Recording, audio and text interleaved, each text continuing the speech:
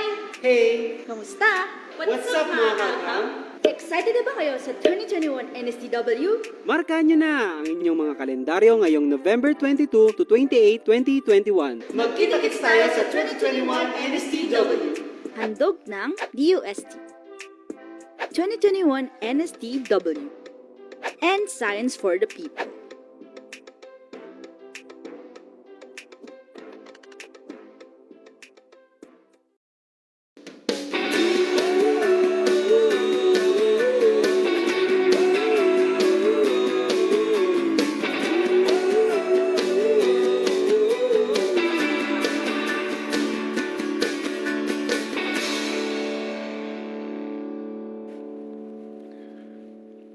Starbucks is the first S&T digital library in the Philippines, bringing science, technology, and innovation resources to learners all over the country.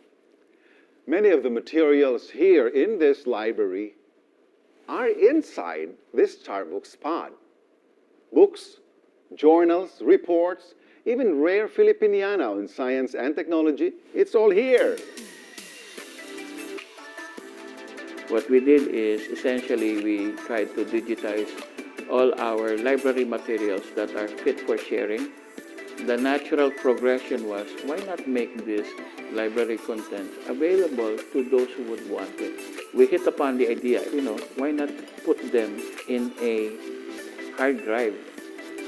We didn't want our pods to buffer, especially since the internet might not be available on site. With this one, everything is preloaded. So we have text files, images, even video learning series in the machine. It is what you call a self-contained library and audiovisual resource for science and technology.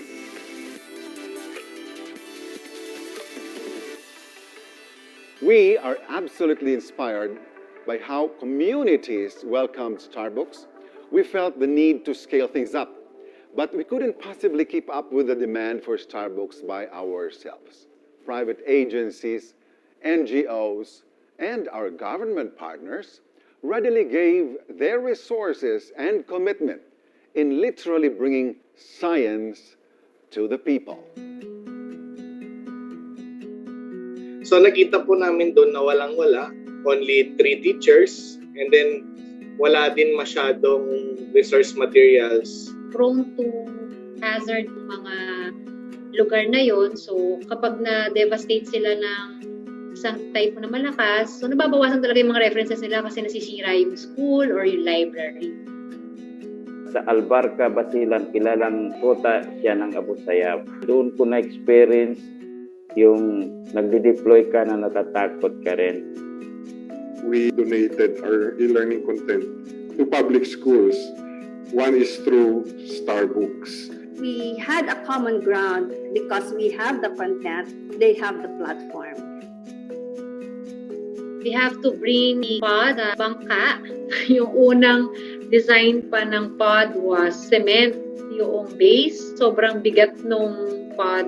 Pagdating doon, yung in-invite doon sa school was not only faculty, hindi lang students, but also yung mga parents. Nakikita mo yung tuwa nila. Actually, yung head teacher sila is very emotional eh. Halos maiyak talaga yung mga principal, mga teachers. Mas malaking bagay pa rin talaga na kahit walang internet, meron silang isang mapupuntahan na alam nilang puro science-related yung maso-search nila.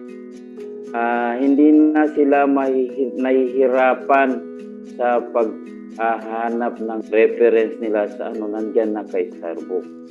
So with this readily available at their fingertips, mga ready-to-use e-lessons, e-quizzes, even videos from DOST Starbucks, ang laking bagay na noon to really make engaging materials para lalong ganahan ang mga batang mag-aral.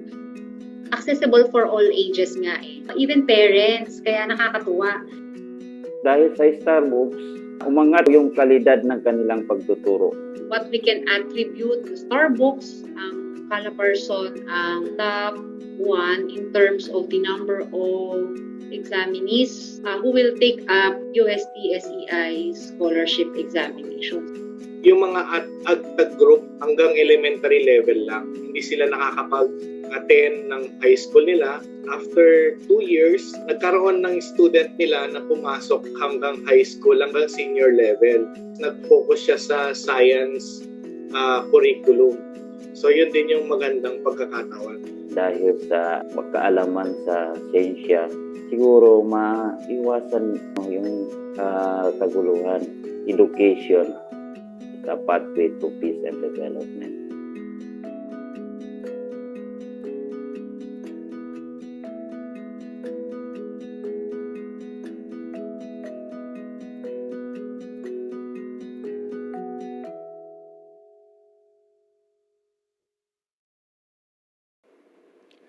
Starbucks has been cited as an innovative international library project by the American Library Association and has received several awards and recognition here and abroad. But what makes me proudest of Starbucks is when a student told us that she had won her school's quiz bee with the help of Starbucks. That kind of impact on the Filipino learner is what we and our partners work very hard for every day. Starbucks is a self-contained module, and many of our learners access Starbucks through the pods in their schools. Last year, in February, the DOST-STII signed a partnership agreement with the Department of Education to have more Starbucks pods in schools. And then, the pandemic happened. 85% of our pods are in schools. Walang pasok. The others are in public or private spaces, but these were all inaccessible because the entire country was in lockdown. When COVID struck, we were ready. We already had an online Starbucks portal set up before the pandemic. Our web portal and our mobile apps are ready for the new normal. For our 10th anniversary, we are excited to launch a new Starbucks mobile app. We gamified the learning experience. It's fun, educational, and of course it's free. Wherever the Filipino learner is, at school or from home, we want Starbucks there.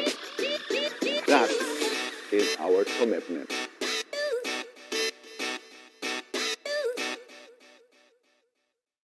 We wanted to stimulate interest in science and technology, foster innovation, and inspire invention among all Filipinos. Today, there are 5,127 Starbucks pods in all regions in the Philippines. With the intensified presence of Starbucks on the internet, the continuing commitment of our partners, and the dedicated service of the people of DOST-STII, we are more than ready to take on the next 10 years.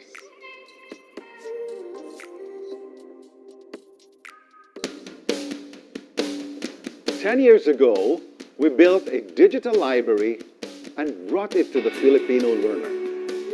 10 years on, we at the DOST-STII will continue to build and move forward, carrying on our mission to bring science to the people.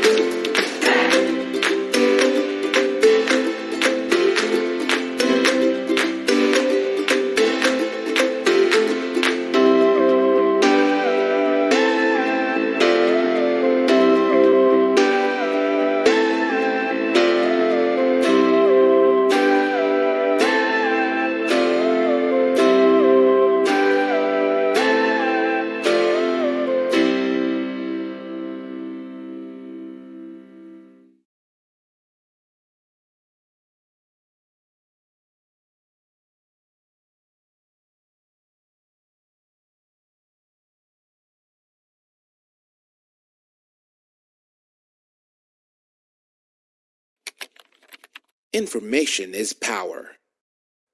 Access to information is critical. School children in remote areas hardly get access to good libraries. What more? Okay, before anything else, let's put ourselves in the presence of God. Heavenly Father, we thank you for the gift of life. We thank you for giving us another chance to better ourselves. We continue to entrust our sessions for today in your hands, Father. We pray that you sustain a very good internet connection to all of us so that we may be able to listen and participate in this endeavor. We pray that you continue also to open our hearts and our minds to understand and absorb the knowledge that will be imparted by our speakers. We give back to you all the glory and honor, Father, through the mighty name of our Lord Jesus Christ. Amen. Ayan, so magandang umaga sa ating mga Zoom participants and Facebook Live viewers. Ayan, sa Facebook meron na tayong 188 viewers and sa Zoom na max out na po natin. Ayan. At kasabay ng pagbati natin sa bawat isa ng magandang umaga, ay ating batiin din ang ating mga sarili na may kasamang ngiti. Sapagkat naniniwala ako na kapag nagsimula ang ating araw na may ngiti sa labi, ay buong araw tayong nakangiti. At maging sa pagtulog, baon natin ang masayang ngiti. Naniniwala din po ba kayo doon? Ayan, kung naniniwala po kayo, kindly chat happy ako sa ating chat box or sa comment box. Tingnan nga natin. Happy din ba kayo? Dahil happy ako ngayon. Ayan, happy din sila. Wow. Happy and blessed ako. Wow. Ayan, happy ako na may kasamang ngiti at pagtawa. Ayan, bawal magsad. Ayan, happy at maraming puso. Okay. Wow. Yay, happy ako. Okay. So, ramdam na ramdam ko na ngayon ang kaligayahan ng bawat isa. So, welcome to our Day 2 webinar series. This is in partnership with the Philippine Librarians Association Incorporated or PLAI. So I would like to acknowledge po yung presence ng ating mga kasama sa PLAI. Good morning po sa inyo. Ayan. And ako po muli, ang inyong moderator for today ay Miss Irene Alice Brillo, Science Research Specialist 2 of the DOST Science and Technology Information Institute. Yesterday, we had these wonderful topics. So, we had 4 plenary sessions yesterday. The topic 1 was school library advocacies. Topic 2 was academic library advocacies. Topic 3 was all about public library advocacies. And topic 4 is on special library advocacies. Ayan. So for those who attended our session yesterday but was not able to accomplish the evaluation form, here is your chance po. So kindly go to the link flashed on the screen and copy the link. The link is also posted in the chat box for our Zoom participants and in the comment box for our Facebook Live viewers. Ayan. So muli, sa mga hindi po nakasagot kahapon, ito na po ang inyong pagkakataon. We will close the evaluation link at 10 a.m. today. Ayan, so hindi na po tayo mag-extend. Magko-close po ang ating evaluation link at 10 a.m. today. And while the rest are answering the evaluation link yesterday, let me just read some of the feedbacks we got. Sabi nila, very informative and very interesting to listen and join this kind of webinars. Ayan, so happy din sila kahapon. Ang isang participant din po, sabi niya, thank you for the speakers. As a librarian, we should be active in our different workplace. Do our best as professional librarian. We should not just sit along the day without accomplishment. do our best as we already know our hard work will be paid off not now, but maybe soon. Yan. Ang isa, sabi din niya, the topics are very informative and inspiring. I could say if only one man librarian can do all those things presented in order to promote library services. And another one, the webinar was great and meaningful to me. Wow. Sabi ng isa din, thank you for the very insightful and informative presentation. I learned a lot from this seminar. Finally, sabi ng isa po, the speakers has wide and rich knowledge in library management, library services, and technologies, which I personally gained new ideas which I can use to enhance my library practices. Yan. So, sa mga hindi po namin nakasama kahapon, you missed 1/4 of your life. Just joking. Anyway, today we prepared another topic na hopefully ay magustuhan din po ninyo. So now, kindly go to this link for the attendance for today's session. This morning's session po ito. So go to https://tinyurl.com/stii-plai-day 2 a.m. Ayan, yung ating link, attendance link din po ay nasa chat box and sa comment box po sa ating mga Facebook Live viewers. Ayan. Ang sayang makita ang mga emojis na nakangiti. Okay, so while the rest is filling out the attendance form, ayan, let us continue greeting each other. But right now, let's try to greet each other using our own languages or dialects. Ayan, so sa mga nakasagot na po ng ating mga attendance sheet, ayan, pakitang gilas po tayo ngayong umaga sa pamamagitan ng, ayan, ayan, very good. Ang dami na, okay. So, babasahin ko na lang yung mga greetings po ninyo. Naimbag nga aldaw kada kayo amin. Maray na aga po. Diyos marhay na aldaw sa Indogabos. Maayong buntag kanatong tanan. Okay. Sana tama yung mga pag-pronounce ko, no? Gawis ay agaw tako amin. Ayan. Annyeonghaseyo. Mayap abak pokekongan. Oh my. Wow, ang galing. Maayong aga sa inyong tanan. Ohayo gozaimasu. Ayan.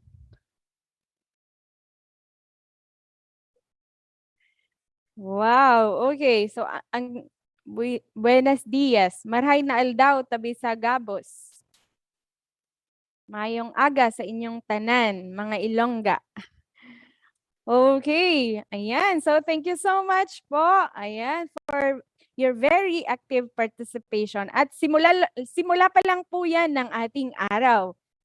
So it's so great to start this morning with some interaction with you. I hope you will continue to actively participate in our plenary sessions. To start with this morning's topic, ayan. So ngayong umaga po, next slide please. Before we go to our plenary session or to our topic, kindly observe these following house rules. First, this webinar will be recorded for documentation purposes, and the recordings link will be sent to your email addresses along with the e-certificate. You can also subscribe to our YouTube channel at DOST-STII Library to watch the recordings of our past webinars. Next po, in asking your questions, you can use the Q&A chat box for our Zoom participants or use the comment box for our FB Live participants. You can start posting your question while the presentation is ongoing. And then, DOST-STII Library will provide an e-certificate of participation to all participants who successfully submitted their accomplished attendance form and evaluation form from November 8 to 10, 2021. The e-certificate of participation will be sent to the email address that you have provided in the evaluation form on or before the 30th of November 2021. So kindly make sure na ang nilalagay po nating email sa ating evaluation form is tama, maging ang ating mga pangalan. And finally, remember to be polite, pay attention, and once again, actively participate. So, this morning, we will be having two topics. First will be the topic on clinical librarianship, information services, and how it assists healthcare. And the second topic will be caring for librarians, mental health, wellness, and self-care amidst COVID-19 pandemic. And then by 11 to 12 noon, we will be having an open forum. Now, before we close the open forum today, in this morning's session, we will be posting the evaluation link. So you will be filling out two evaluation link, one for this morning and one will be for this afternoon. Kagaya din po ng ating attendance sheet. Since we are processing the CPD points for this webinar, we will need to be strict with the attendance and with the evaluation form. So I hope you will understand. Again, pakiantay po just before we end the open forum, we will be posting the link for the evaluation. Now, to start with this morning's topic, may I call on Ms. Linderlit M. Maglake, our Supervising Science Research Specialist, to introduce our resource speaker. Thank you, Irene. And again, good morning sa inyong lahat. Maraming salamat po for staying with us sa ating Day 2 of our LIS Month 2021 celebration. And we hope you stay hanggang sa third day, hanggang bukas. So we are now in our Plenary 2 with the topic Health and Wellness at Home and in the Workplace. So it is my pleasure to introduce our first speaker for this day. Our speaker graduated with a Bachelor of Library and Information Science degree in 2019 and is currently a third-year medical student at the University of the East, Ramon Magsaysay Memorial Medical Center, Incorporated. He passed the recently concluded Librarians licensure examination, garnering 5th place in among the examinees. So top 5 po ang ating speaker for this day. As a medical student, he is part of many organizations including UERM, Medicina para sa Komunidad, or UERM Medcom, the UERM Debate Team, the School Newspaper, the Eskwalapian, the UERM Student Council, and is currently the chairperson of the Philippine Medical Students Association, UERM chapter. As an undergraduate, he was affiliated with UP Library and Information Science Students Association, or UP-LISA, and the UP SLIS Student Council. He is currently employed as an on-call clinical librarian under a doctor from the Neurocritical Care Unit of St. Luke's and also lends its services as a freelance researcher to various projects by different organizations such as meta-analysis conducted by medical interns from the Philippine General Hospital. His research interests are in health medical information studies and hopefully in the future, he wishes to conduct research in the field of biomedical informatics while practicing medicine, especially towards underserved communities. So to discuss about information services and how it assists healthcare, let us all welcome Mr. Simon Philip R. Sarmiento. So hello, Sir Simon. Good morning. Hello, good morning po. Mag-share lang po ako ng screen.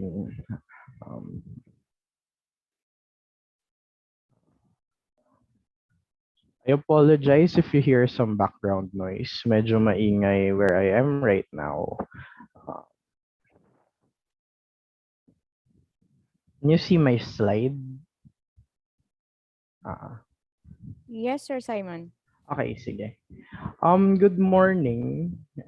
So ito yung I was actually assigned to talk about yun nga, how clinical librarianship affects services, affects healthcare. Pero of course, clinical librarianship is a term na parang medyo bago sa marami sa atin. Hindi naman kasi siya commonly taught subject, 'di ba? And so I opted na maglagay din ng konting introduction dun sa subject um bago natin tingnan holistically ano ba yung nagiging effect niya for sa ating healthcare systems. So yung title ko is MD, RN, RL, Librarians in the Clinics, Librarians in Healthcare. So maraming health professionals pero you wouldn't think na a librarian would be part of them traditionally. So yun, a little bit about me. I'm a librarian and a medical student. And I want to push for library and information professionals in the healthcare and scientific setting. So, medyo naging advocacy ko na talaga siya ever since undergraduate. And I'm continuing the work of my mentor. So, simulan muna natin dito sa very basic lang. What is health sciences librarianship? At a glance, di ba? So, medical librarians, also known as health information professionals, medical information specialists, etc., etc. Maraming tawag sa atin. Pero ang goal lang nila is to find, analyze, provide access to, and present critical information that improves patient care and supports health and medical education, research, and publication. So, basically, it's special librarianship. Usually, siguro pag tinuro yan sa undergraduate or graduate level sa most universities, most LIS programs, ituturo siya under special librarianship. Pero it's actually mas malaki siya than ma-encapsulate as just one topic in special librarianship. So, it's a service profession that aims to provide support to health workers and institutions through their information resources and services. Marami siyang synonymous terms, as I said. Pareho lang yung health librarianship, medical librarianship. Pero ginagamit natin is health sciences librarianship kasi it encompasses everything. Kasama na dun yung dentistry, physical therapy, nursing, etc. Mas inclusive siya na term. So information discovery, communication, management, and organization. It is closely related to and intersects with health and medical informatics. So ito yung mga gumagamit ka ng IT para i-manage yung patient information, gumagamit ka ng IT para i-manage yung databases such as yung mga pang meta-analysis mo, ganun. And marami siyang subfields including clinical librarianship. Now, you may ask, clinical librarianship, so different si clinical librarianship? Yes, it's actually different kasi it's a subfield of health sciences librarianship. So, as Brady and Kraft in 2012 articulated, clinical librarians work with and dinagdag ko to and are embedded in a team of caregivers during rounds, morning report, or at other times to provide information services to better support patient care. So, ang pinagkaiba ng clinical librarian sa health sciences librarian is hindi tayo kulong sa library. Kasama tayo dun sa healthcare team. Nakasama tayo na umiikot sa kanila. Nakasunod tayo sa mga nurse. So, may RL talaga nakasama yung healthcare team. It's pretty unique, di ba? So, it's contextualized and embedded in the healthcare team. It's a subfield of both health sciences librarianship and embedded librarianship, which is defined as librarians who work in the context and space of their users instead of being from a separate department. So, hindi lang actually clinical librarians yung pwedeng ma-embed sa profession nila. all over the world, yung mga librarian sumasali na. Kunyari, mga research team yan, isang chemistry lab, mga faculty departments, may sarili silang librarian instead of separate yung library department. Kasi, di ba isipin nyo, mas makakatulong naman talaga tayo kung nakiki-interact tayo sa users natin. Kung nandun tayo, nagpo-provide ng information services, nakikita natin paano sila gumagalaw. Conceptually, it's a radical paradigm shift. No longer bound by physical space, librarians go where we are needed. So, yun na talaga. Nandun na tayo. Hindi na tayo kulong dun sa four walls ng library. Pero librarian pa rin tayo. It's an important adaptation in the digital age where information is easily searchable but massive in volume. So, why is this important? Bakit ko siya sinama? Alam naman nating may Google na ngayon. Alam na nating merong mga up-to-date, may mga database yung mga doktor na pwedeng i-search. So, ang nangyayari ngayon, the question is, so, bakit pa sila pupunta sa library, di ba? Bakit pa sila dadayo doon, naalis sa department? At their fingertips, they can have this information. Kaya tayo na yung pumupunta sa kanila. Tayo na yung pumupunta sa kanila. At tayo na yung nag-sort tong information na yon, nag-verify para dumali yung buhay nila and mag-improve yung healthcare, yung patient care, yung pag-aalaga sa pasyente. So, brief history naman ng clinical librarianship. So, paano ba tayo umabot dito? Ang nangyari kasi is ito, very simplified roadmap. Hindi to na-encapsulate lahat ng nangyari sa clinical librarianship, pero very important. Nagsimula siya noong 1973, si Gertrude Lamb. Sinimula niya yung service sa University of Missouri sa Kansas City. Tapos noong 70s to 90s, nag-rise siya. Ang daming pinondohan, yung National Library of Medicine, ganun. Pero sadly, marami ring namatay na programs due to financial constraints. That seems to be a trend ngayon sa libraries in general. Mahirap ipaglaban yung budget. And it's plagued our profession ever since then. Tapos noong 1995, bakit ko to sinama? David Sackett, a physician, speaks at the Bishop Lefanu lecture of CLIP. CLIP is a library organization about evidence-based clinical librarianship. Bakit siya mahalaga for me? Kasi imagine niyo, may isang doktor na pumunta sa isang library event para sabihin na kailangan namin kayo. That's very reaffirming sa practice natin, 'di ba? Para yung may nagsalita na DOH secretary sasabihin nating PLAI Congress, ganun. Nakaka-reaffirm siya. Sinasabi nila kailangan tayo. In 2001, David Offen Florence coined the term informationist to align the practice with titles like cardiologist or pathologist. So, ang nangyari kasi dito, may mga doktor na nagsulat na parang bagong profession yung informationist na yan, yung mga sumasali sa rounds natin, tapos nagbibigay ng information services. Hindi nila alam na may clinical librarian na probably. Pero tinawag nilang informationist para daw mas tunog siyang cardiologist or pathologist, mas clinical. 2000s, syempre, IT resources umuunlad. We all know that.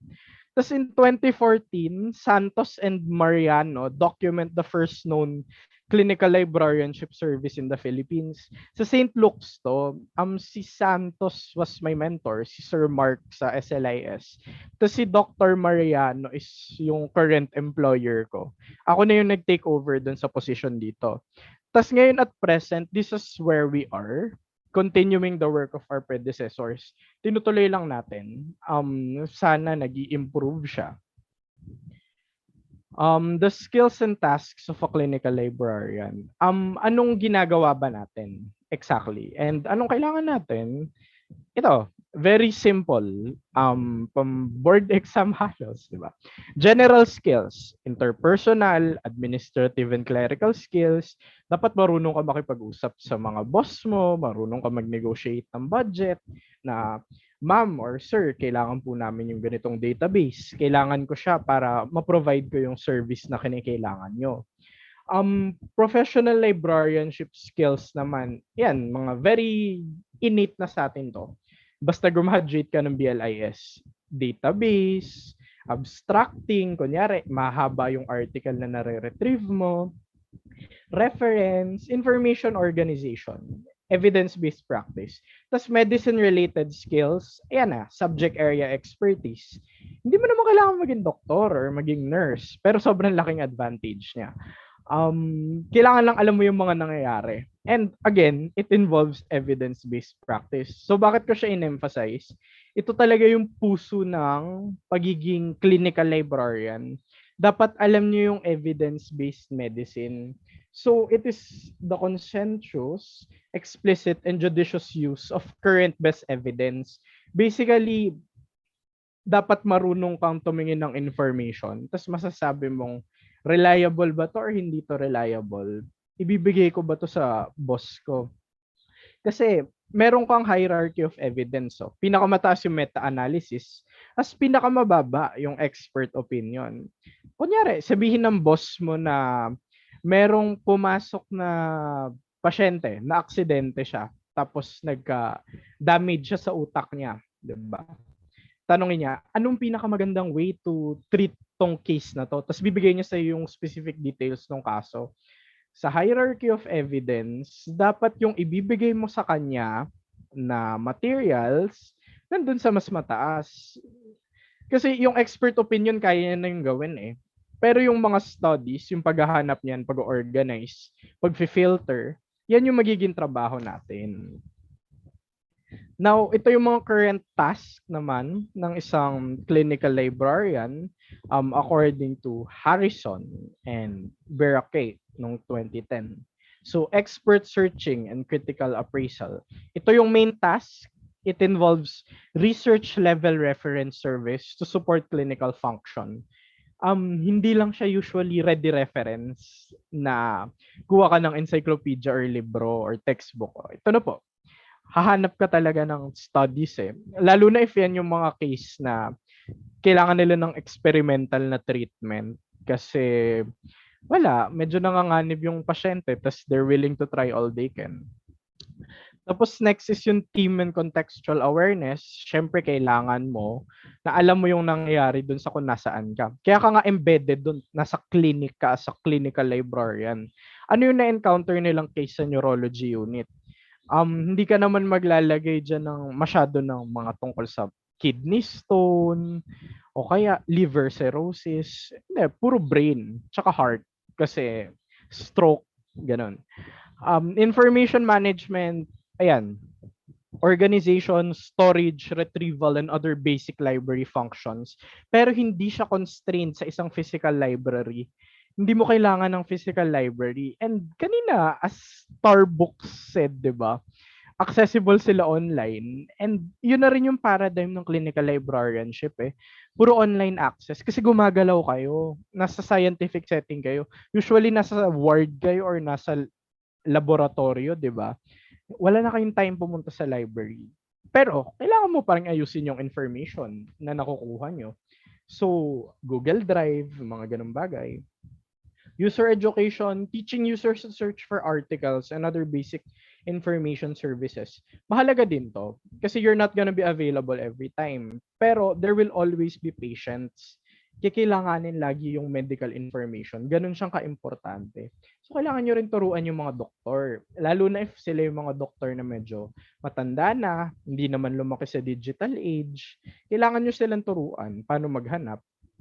And lastly, promotion of service. Hindi naman tayo makakarating as clinical librarian kung hindi nila alam na nag-exist tayo. So, kailangan nating i-promote na ito yung kaya namin gawin.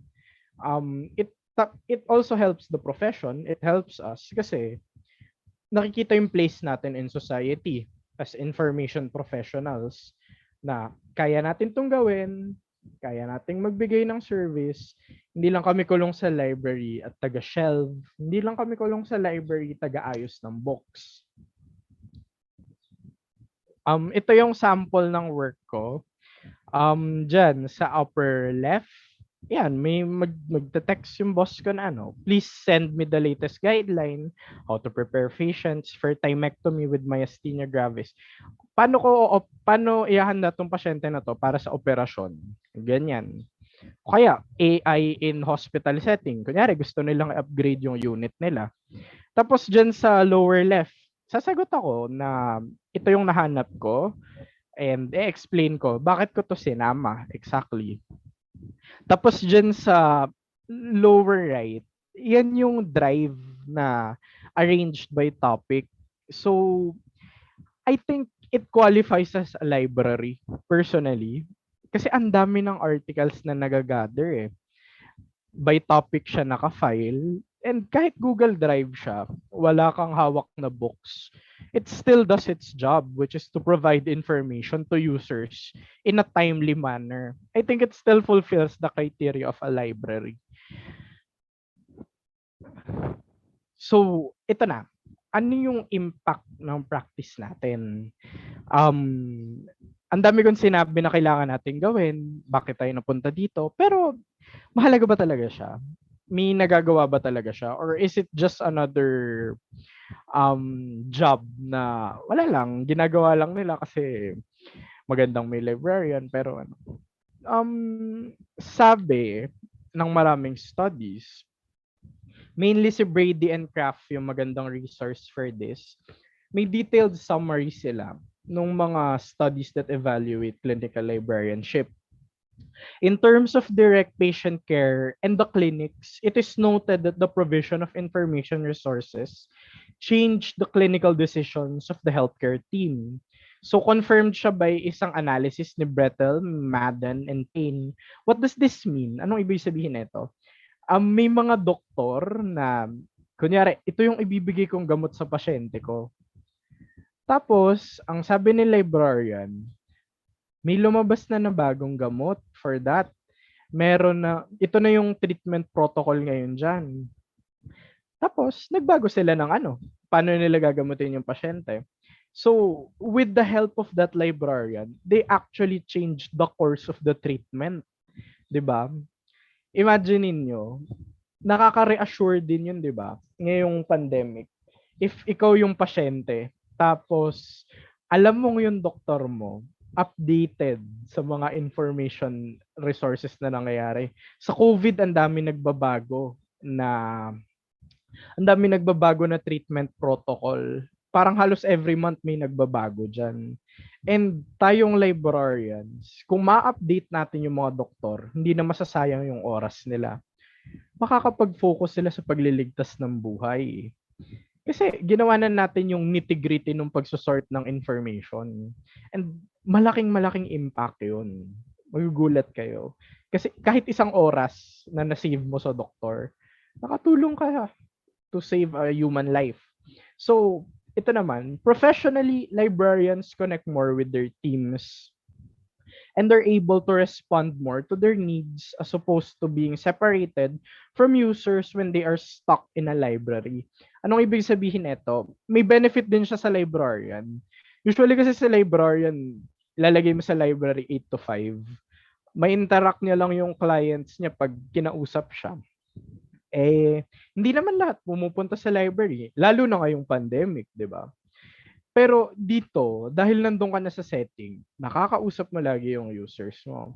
Makwento lang kunyari ni Doc na, ay, may research ako about this, may ginagawa ko ngayon para gamutin tong tuberculosis o ganyan. Masasabi mo na, Doc, pwede ko ba kayong tulungan na maghanap ng information resource para dyan? Kailangan nyo po ba ng tulong sa literature review? Meron tayo agad impact. Meron tayong magagawa. Kasi naririnig natin firsthand. So other benefits are noted, including a positive return of investment in terms of saved costs when patient care decisions are optimized. Hartfair et al. 2020. Bakit siya mahalaga to? If sana may ma-inspire na mag-set up ng clinical librarianship program sa mga hospital library nyo or academic health sciences libraries nyo, pwede nyo sabihin na nag-exist po yung mga study na nakakatipid yung institution. Kasi alam ng mga doktor, hindi na sila masyadong nagtatagal sa pagre-research, ganyan. So, pwede nyo ring i-justify yung existence nyo. And I hope yun talaga yung mangyari ngayon na may lumapit sa inyo at magsabi sa mga administrator na gusto nyo po bang itry yung clinical librarian na program? Ganyan. So, while there are no specific studies na clinical librarian yung focus, librarian involvement in general also has an impact when they contribute to medical research, specifically mga systematic review at meta-analysis. So, ano ba yung systematic review and meta-analysis? Just to define it, yan yung type ng study na kinukuha nila lahat ng existing na journal article, research, tapos ina-analyze nila para may conclusion sila na ito yung best treatment for this disease, ganyan.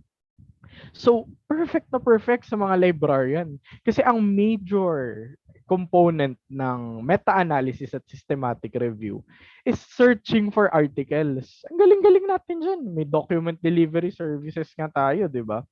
So, ang laki ng impact natin dyan. Their expertise in database searching and information management creates higher quality literature reviews and search strategy construction. Na-confirm siya noong 2016 sa isang study in the context of pediatrics. Ang sabi dun sa study, ang conclusion, reviews na may librarian, mas mataas yung scoring nung study nila in terms of literature search component pag may librarian. Kunya, as opposed to mga doktor lang yung gumawa, mas higher quality yung study nila. That's amazing, di ba? Kasi may quantifiable impact tayo na mas mataas yung score. Tapos sabi rin ni Kofel, when it comes to guideline compliance, may guideline kasi yung pagsusulat ng systematic review and meta-analysis. Pagdating sa guideline compliance, mas nagko-comply yung mga doktor pag may mga librarian na nagpapaalala na, Doc, ito yung kailangan natin gawin. Doc, kailangan nyo pong isama tong study na to. Kailangan i-report nyo to, i-document nyo to. Pero ang malungkot dun sa study is underreported daw yung librarian participation. And sadly uncredited. Medyo masakit siya sa loob na sa dami ng meta-analysis at research, systematic review na nag-e-exist, I'm sure ang dami dyan may librarian na tumulong. Pero hindi sila co-author. Pero it's not really about the credit and the glory. Pero mahalaga siya sana para ma-reaffirm yung profession natin. Sana maging co-authors tayo. Pero aside from that, nakakatulong tayo kahit hindi tayo credited. Medyo martir pakinggan. Pero ganun eh. Underappreciated siya, pero mahalaga tayo. Overall, there are positive broad impacts described in literature. Pero may mga studies na mahirap i-reproduce. Kunyari, yung methodology ng pag-analyze ng impact weird, or yung interview questions medyo hindi applicable sa setting natin. Pero overall, kahit na may problems yung evaluations, sinasabi niya pa rin na positive. May clinical librarian, nakakatulong siya. Ngayon, yung sections is, anong future ng clinical librarianship? It already sounds so novel, di ba? Na parang, ang dami mong diniscuss na concepts, ang dami mong diniscuss na mga ginagawa na parang, pwede pala yung gawin ng librarian. Pero, believe it or not, dahil medyo matagal na yung concept niya, we're actually still evolving. Ano bang mga gagawin natin? In my opinion, ito, clinical librarians will become knowledge producers. Hindi na lang tayo taga-search, hindi na lang tayo taga-organize, gagawa na rin tayo mismo ng knowledge. Noong 2005, sabi ni Harris, ang mga health science librarian at clinical librarian, yan, tumutulong tayo sa construction ng search strategy.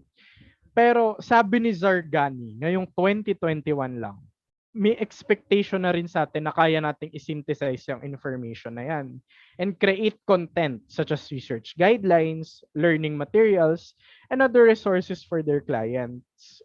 Ano bang example niyan? Minsan may mahanap kang article na walang abstract. Pero ang kailangan lang ng doktor yung abstract para manggamot. Sinong gagawa ng abstract? Tayo. Tayo yung gagawa ng abstract.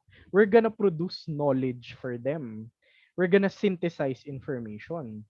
So we're evolving towards not just managing information well, but using it as well to create knowledge that will be used by our clients. In the future, baka tayo na rin yung mag-software nung initial na data analysis. Kasi sa meta-analysis, may statistics yan, di ba? Tinuturuan naman tayo ng statistics. Nakikita ko yung mga research ng librarian pag pinapresent nila. Baka sa future, tayo na yung magsimula ng statistics para yung mga doktor, tuloy-tuloy yung trabaho. Yung mga nurse, tuloy-tuloy yung trabaho. Ito yung sinasabi palang search term construction. Baka kasi may mga hindi familiar. Ito yung trabaho ko dati sa PGH. Basically, tinitingnan nila, makakatulong ba sa mga may sakit sa bato yung mga pang antidepressive na gamot. Kasi nade-depress sila Yung sakit nila pang matagalan, kailangan nila lagi mag-dialysis.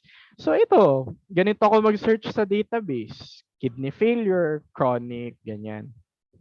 Librarian yung gumawa niyan. Ako yung gumawa niyan. And maraming systematic review and meta-analysis. Librarian din yung gumagawa. Yung search term na yan. Sa ganyang search string, nakapag-retrieve ako ng 147 articles. Ngayon, pwede na yung isa-isahin ng mga doktor na parang, ano dito yung may value? Sila na yung magki-clinical judgment.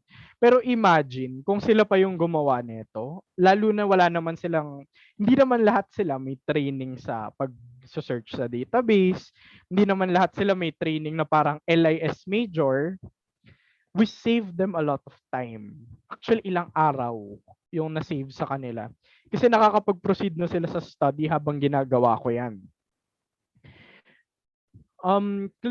Tas yung second na direction ng clinical librarianship, I think we're going towards health and medical informatics. So it's the general term for the use of IT and digital technologies to improve healthcare.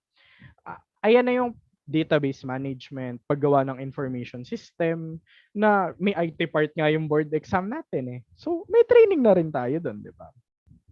So natural transition na lang siya. Na nasa healthcare tayo, librarian tayo. Apply na rin natin yung IT. So it creates a novel and lucrative career path for clinical librarians. Bagong-bago siya, tapos IT siya. So parang, wow, pwede pala yung gawin ng librarian. Meron pala tayong magagawa na hindi na lang tayo kulong sa physical space. Again.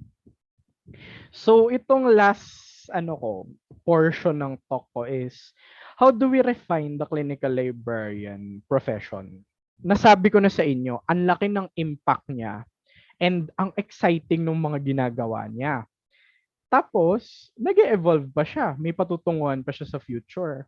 How do we become a part of that? Ito is my personal opinion and observation after almost 2 years of working in the field. Tapos may experience din ako sa medical student. Itong apat na to, I think. Curriculum development, perspective shift, networking and organizational support, tsaka mentorship and further studies. So sa curriculum development, sana may health sciences librarianship electives. Meron kasi sa UP Diliman, sa SLIS. Pero doon lang siya actually track. Tumingin ako sa curriculum ng ibang school. Merong mga may electives sa health sciences librarianship. Pero hindi siya common. Hindi siya madalas makita sa bansa natin. So sana nag-e-exist siya, 'di ba? Kasi marami tayong medical librarians Kailangan lang nila ituro yung nagagawa nila. So more faculty. And if possible, sana payagan ng mga school na mag-take ng mas maraming free electives yung students na science, na paparisa ng IT and LIS curriculum natin. Meron na silang konteksto. Ganun po kasi yung ginawa ko. Paano ako nakapunta sa medical school din.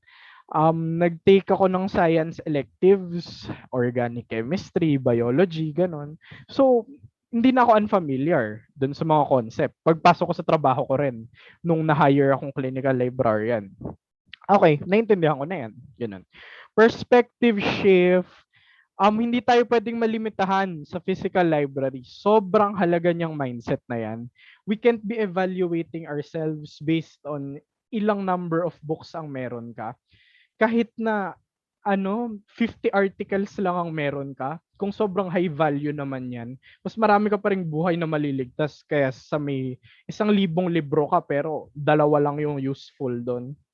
And perspective shift na hindi tayo dapat passive. Dapat i-market natin yung mga sarili natin sa ospital at mga research institution.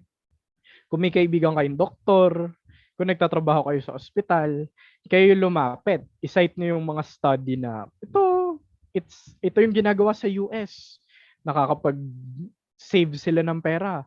Ganyan-ganyan. Madja-justify naman natin eh. Kailangan lang natin maging assertive as librarians. Networking and organizational support.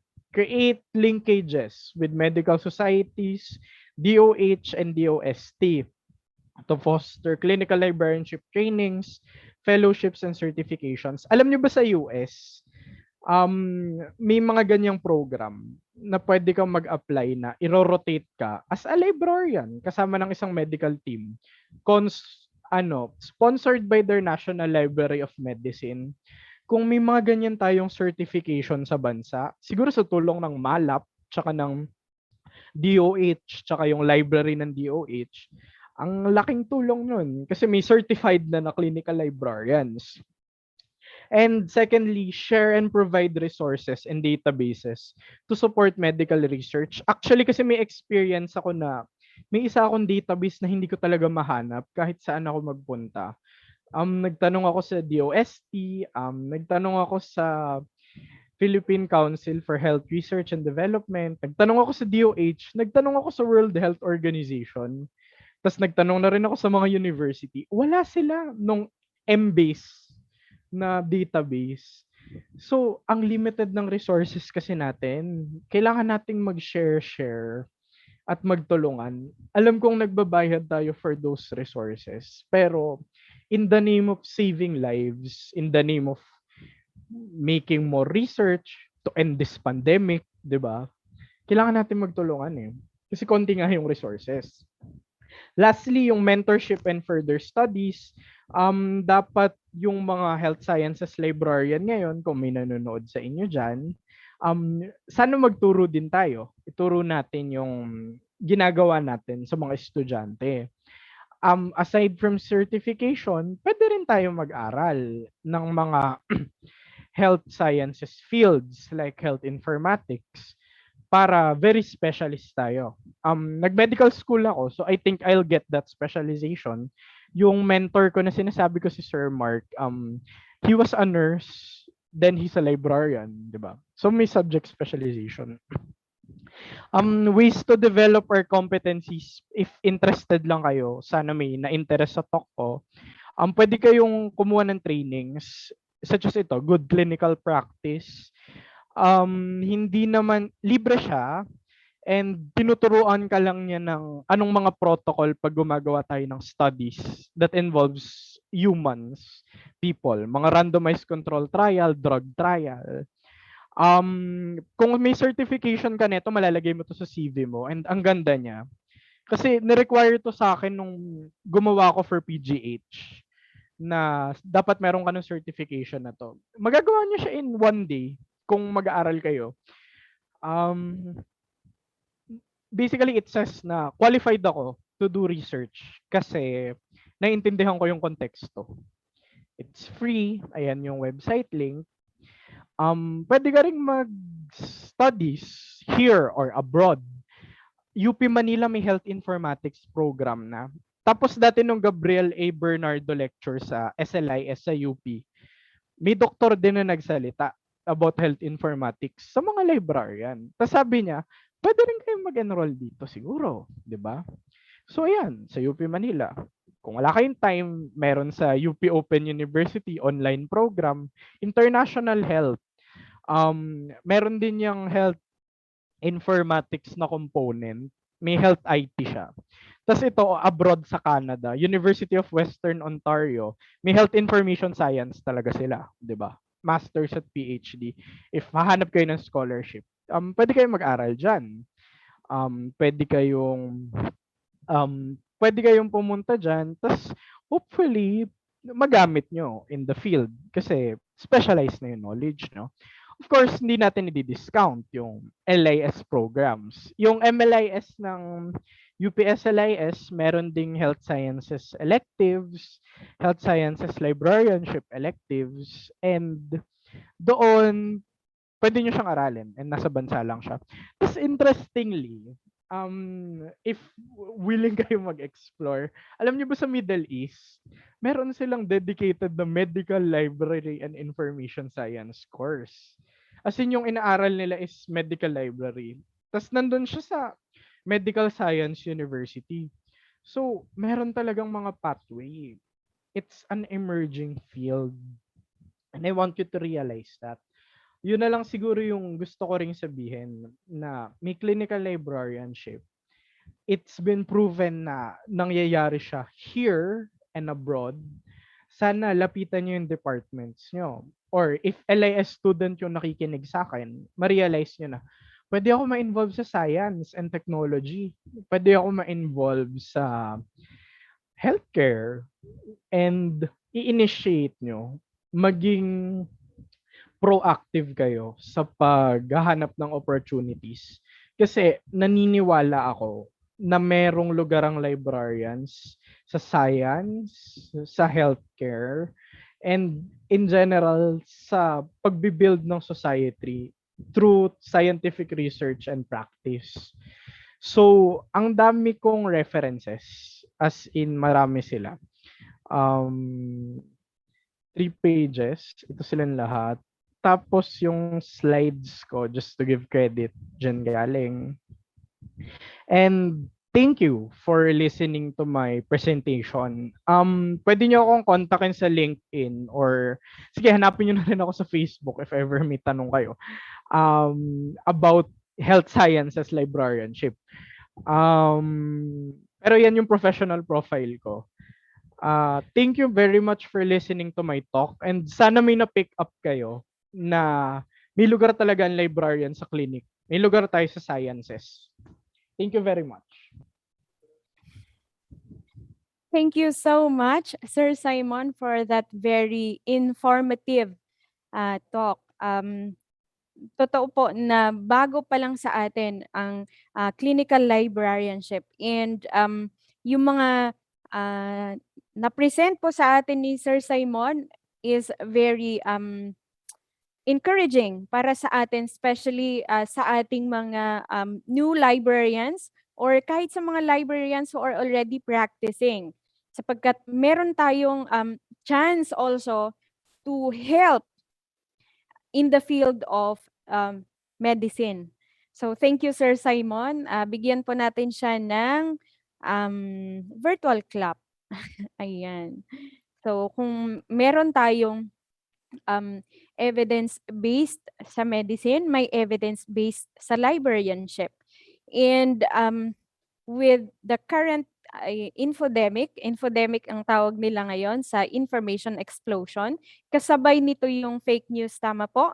So mas kailangan din po tayo sa medical field. So nakita natin yung very important role ng clinical librarians with Sir Simon's presentation. Mabuti na lang may tumahak na po sa ganoong landas. Ayan, so roads, opportunities, tama po? And katulad nga po ng mga nasabi kahapon sa advocacies, kasama pa din po ang pagiging proactive dapat ng librarians to seek roads leading to more opportunities. So wag po nating, let us not put ourselves inside the box kung nasaan po tayo ngayon, but we try to seek opportunities outside the box. Ayan. Okay, sasagutin ko lang po ang isang katanungan. Ayan, siguro wala po kayo kahapon. Nag-o-offer po ang DOST ng scholarship para po sa librarianship. Okay po? Ang sinusupport po ng DOST is all levels po ng library and information science. So pwede po kayong mag-apply. Kontakin nyo lang po ang DOST Science Education Institute. Magkaiba po ang agency ng Science Education Institute at Science and Technology Information Institute. Tayo po ang naturingang data bank ng library, data bank ng Science, Technology, and Innovation Materials. Ang SAI naman po ang nakatoka sa education. So, don't hesitate to contact our SEI agency. And moving on. To introduce our next speaker, we have with us again, Ms. Linderlit M. Maglake. So again, thank you very much, Sir Simon, for a very interesting topic on clinical librarianship. And we are now enlightened with the topic. So if you have questions or clarifications to Mr. Simon, you can now post it to our chat box and Q&A box. Sa mga nasa Facebook Live, you can post your questions on the comment box, and later on the Q&A part, we will ask them all to Mr. Simon. So now let's go to our second speaker. He is a faculty member of the College of Arts and Sciences, AB Psychology Program of Southern Luzon State University in Lucban, Quezon. His educational background includes a bachelor's degree in psychology from Manuel S. Enverga University Foundation, which he obtained in 2012. As a university scholar and with an Excellence in Research Award, he also finished his master's degree in psychology with specialization in industrial psychology from the Polytechnic University of the Philippines, Manila in 2016. At present, under the scholarship program of the Commission on Higher Education, he is writing his dissertations for the degree Doctor of Philosophy in Psychology, major in Forensic Psychology at Far Eastern University, Manila. He authored books, published researches in local and international journals, and presented a number of research papers. He has also devoted his time to serve the community and serve as extension facilitator to many community engagements. Some of his community programs or projects were funded and commissioned by some LGUs and NGOs in different localities of Quezon Province. He is also a recipient of various recognition for his researches and community projects. He has also worked as trainer to farmers, social workers, teachers, office workers, parents, high school and college students in various trainings organized by private institutions and government agencies in Quezon, Laguna, Batangas, Nueva Ecija, and Metro Manila. He holds a PRC license as registered psychometrician. He was conferred with the titles Certified Specialist in Industrial Organizational Psychology by the Psychological Association of the Philippines and Certified Human Resource Associate by the Human Resource Educators Association of the Philippines.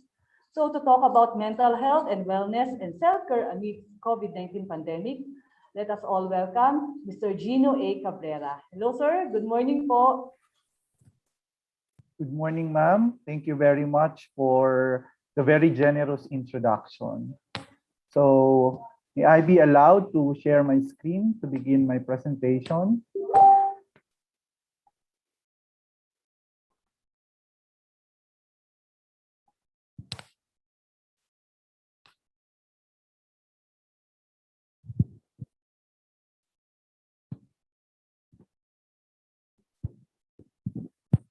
Again, a pleasant morning to all, and thank you very much for the DOST-STII Library and the partner agencies for including a talk on mental health during this webinar. So the topic assigned to me is caring for librarians, mental health, wellness, and self-care amidst COVID-19 pandemic. Of course, as I begin my talk, I want all of you to be looking at this picture, there is this man and the dog, and then of course they are looking at the glaring sun and the green trees. Below are the words mindful or mindful. Okay? Now, as you listen to me and attend this webinar, are you like the man who, by looking at the scenery, is preoccupied with a lot of other things? His responsibilities at home, his work, and many other things. But look at the dog. He is looking and thinking at the same time of the sun and the green trees. So as you listen to me, I want you to be like the dog who is mindful. What is meant by being mindful and how important it is in talking about mental health and wellness? Mindfulness is paying attention to here and now, meaning to say this webinar should be your here and now, my face on your screen, my PowerPoint presentation, and the voice that you are hearing from your headset or your microphones. And then you should be excited with what I am going to give you through your kindness and your curiosity about the topic that I'll be sharing. Because I am facing librarians, I have included some interesting books related to a specific subject matter that I am going to share. So in the book, The Happiness Project by this author, by Rubin, it was defined that mindfulness is living in the moment. It's about living in the moment and appreciating the small things, surrounding yourself with the things that inspire you, and letting go of the obsessions that want to take over your mind. It is a daily struggle sometimes and hard work, but happiness begins with your own attitude and look how you look at the world. So in order for this talk to be more penetrating and more effective, to hit the target of giving you self-care strategies and allow you to reflect on your mental health issues and concerns, please be mindful. And aside from being mindful, I want you to have an open mind and an open heart, willingness to learn, willingness to reflect on your personal experiences. And later, as you learn about mental health and self-care strategies, you should develop the desire to help others. Because in one way or another, you are becoming a mental health advocate. So let me begin with the first part of my topic. Why should we talk about mental health and well-being? We know it for a fact that the COVID-19 pandemic has not only resorted to physical health repercussions, but also mental health effects. One is in terms of our work.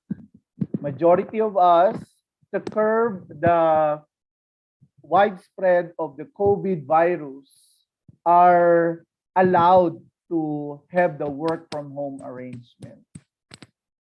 During the early implementation of this alternative work arrangement, we are so fascinated and happy realizing that we can do our tasks at work even in the comforts of our home. We are enjoying juggling our Zoom meetings like this and our household responsibilities. But we are not realizing that we are piling up the stress that we are experiencing or encountering. That's why I always give one piece of advice whenever people are on their work from home arrangement. Have a clear demarcation line between work and household responsibilities. Don't put it together, okay? Because you are not realizing you are already experiencing burnout or a very serious level of stress. Aside from that, we cannot also deny the many ill effects of the COVID pandemic to our mental health. There are people who lost their job. Many people or many businesses have closed, ending up with people suffering from financial anxiety. Our frontline health workers have increased health anxiety because they fear of their own lives, their own health, as well as their loved ones. And there are people who have already pre-existing mental health concern, and here comes COVID that presented a great trigger to their mental health issues and concern. Even we never experienced getting COVID, even we are COVID-free, we can never be exempted of the mental health repercussions brought by this COVID-19 pandemic. During the ECQ, it was reported that almost 90% of Filipinos related that they are stressed, no, telling that they experience a severe level of stress due to COVID-19 pandemic.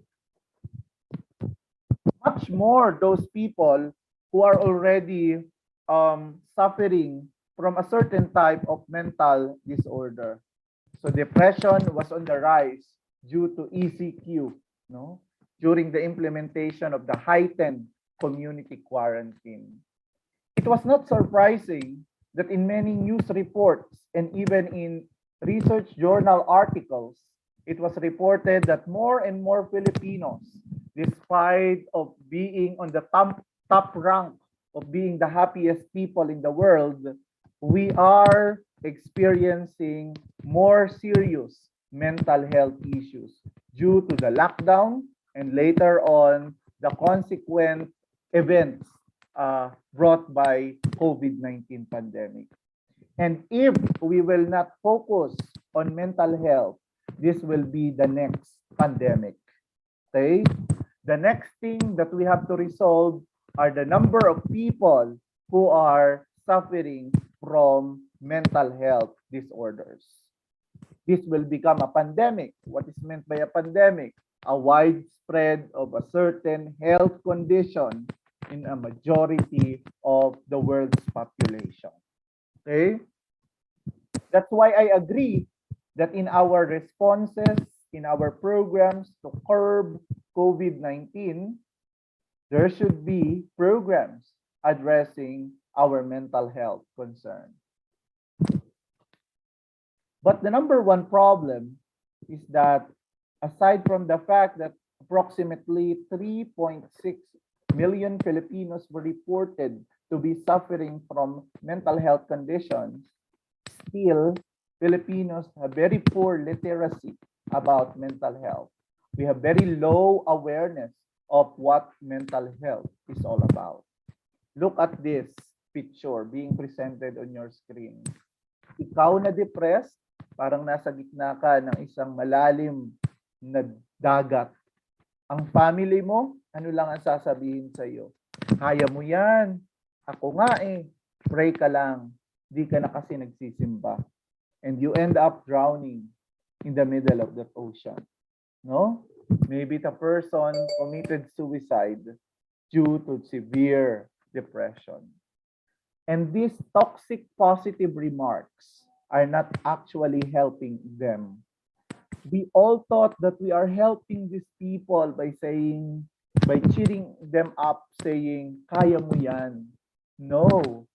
Instead of making them feel better, you are making them feel worse than better. So one thing that we have to correct this afternoon, especially librarians who are the catalyst of spreading correct information, should refrain from saying these toxic positive words because they are not helping. Let us clarify what is meant by mental health. Let us begin by defining health according to WHO. Health is the state of complete physical, mental, and social well-being, and not merely the absence of disease or infirmity. I highlighted mental because most of the time we limit our definition of health only to physical health. Remember what you commonly hear, there's no health without mental health. That is true because at least there are three components, no, in the definition of health: physical, mental, and social.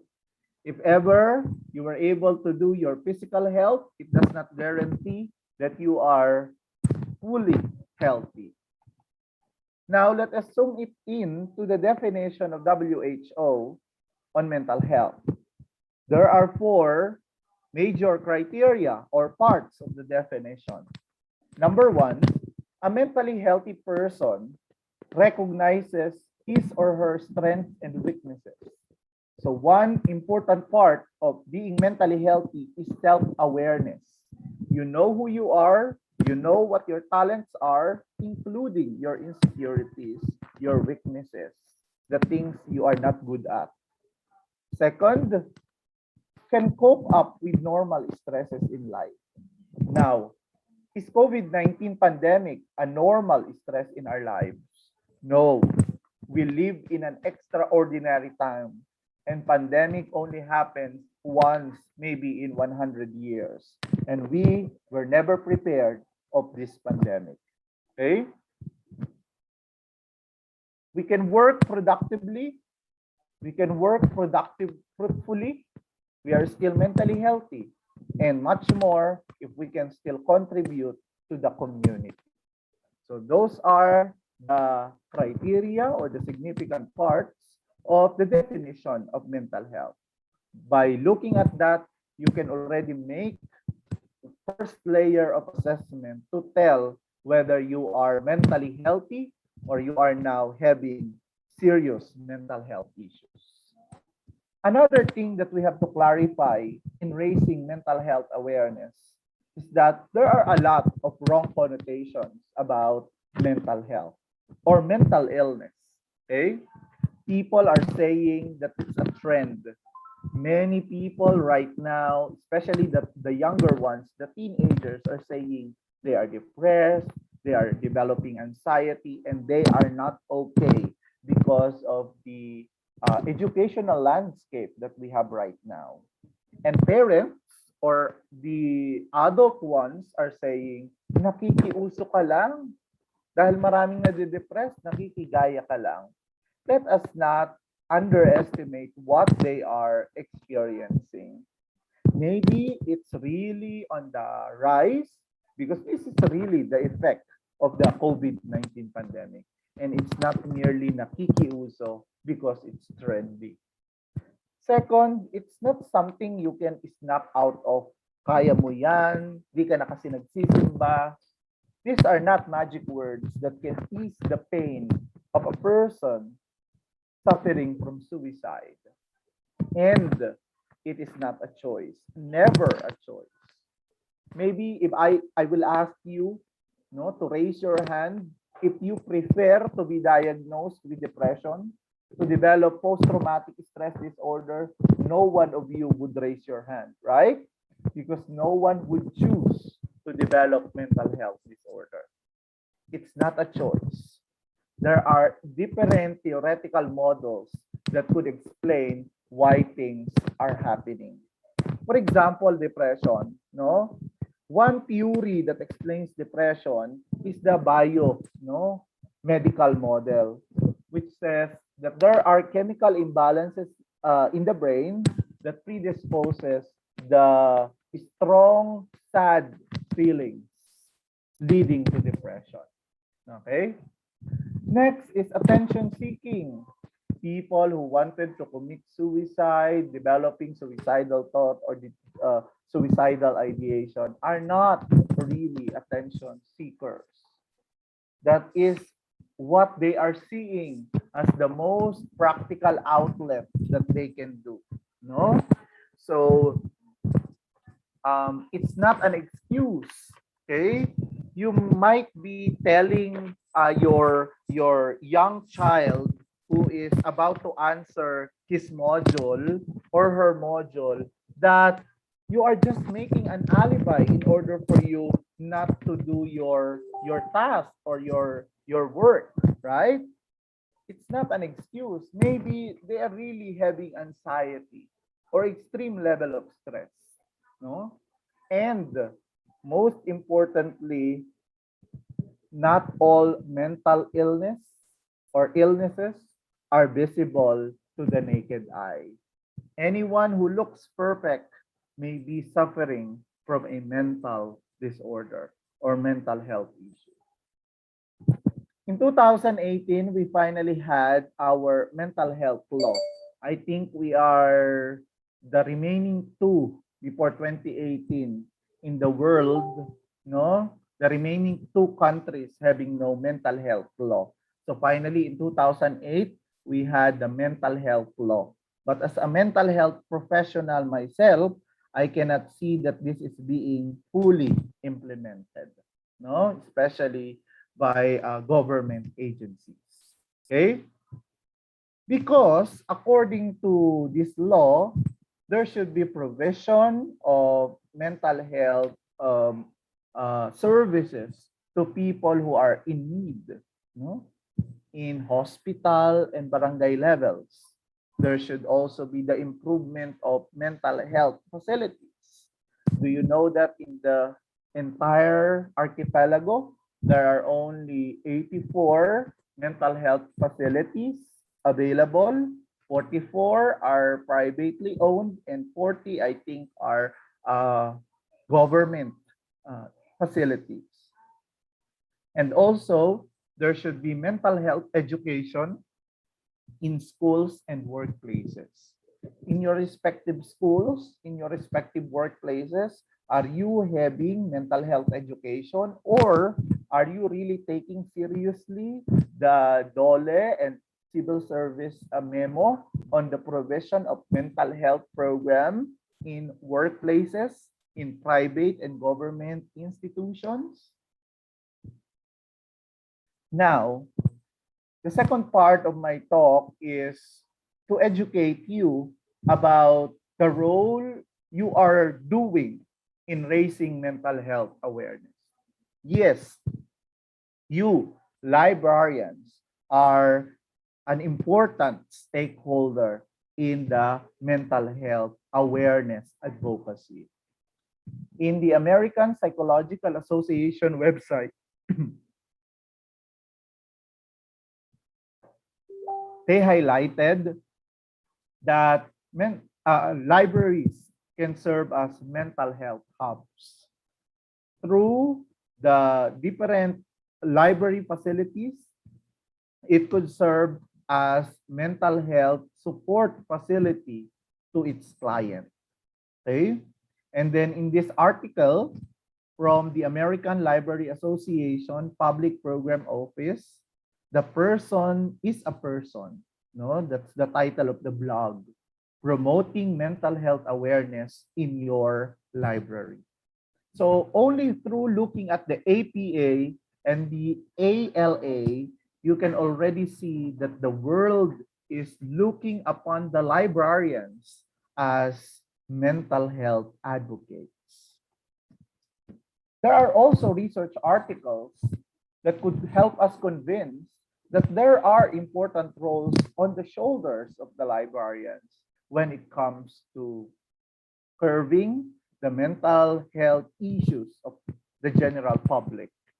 The COVID-19 pandemic, reflections on the roles of librarians and information professionals. If librarians are giving the correct information, it will ease the anxiety, the information overload of our general public. The role of librarians in health information provision for depression reduction. I hope in the Philippines, we can see the same. Maybe I'm not a person in the library discipline, but maybe there are already some researches, no, interconnecting library and information science and the mental health sciences. In any pandemic, there are three major dimensions to a librarian's role. First, you should promote public health awareness by creating and disseminating information relating to preventive measures. Many libraries now have developed their own website, their own official Facebook page that can be a good channel of disseminating correct information. So we can help fight against the proliferation of false information. Second is to support research team, researchers, and faculty members by providing information regarding the latest development, research, and literature. This is particularly related to the first talk given by Sir Simon. And lastly, to meet the core needs of regular library users. And this is shown in the figure on the right side of the screen. Another thing related to librarians is the bibliotherapy. Biblio, related to your field, which refers to books, and then therapy, meaning an intervention, and a healthcare intervention. Bibliotherapy is a technique that uses information in diverse literature formats, books, and other information sources to provide therapy to people with emotional and behavioral problems. Reading a book and discussing it with other individuals can be a therapeutic experience. Bibliotherapy interventions have successfully been applied to patients experiencing moderate and mild depressive symptoms, and there was significant improvement. That is according to researchers. Bibliotherapy is used to treat mental health disorders such as depression in using self-help books.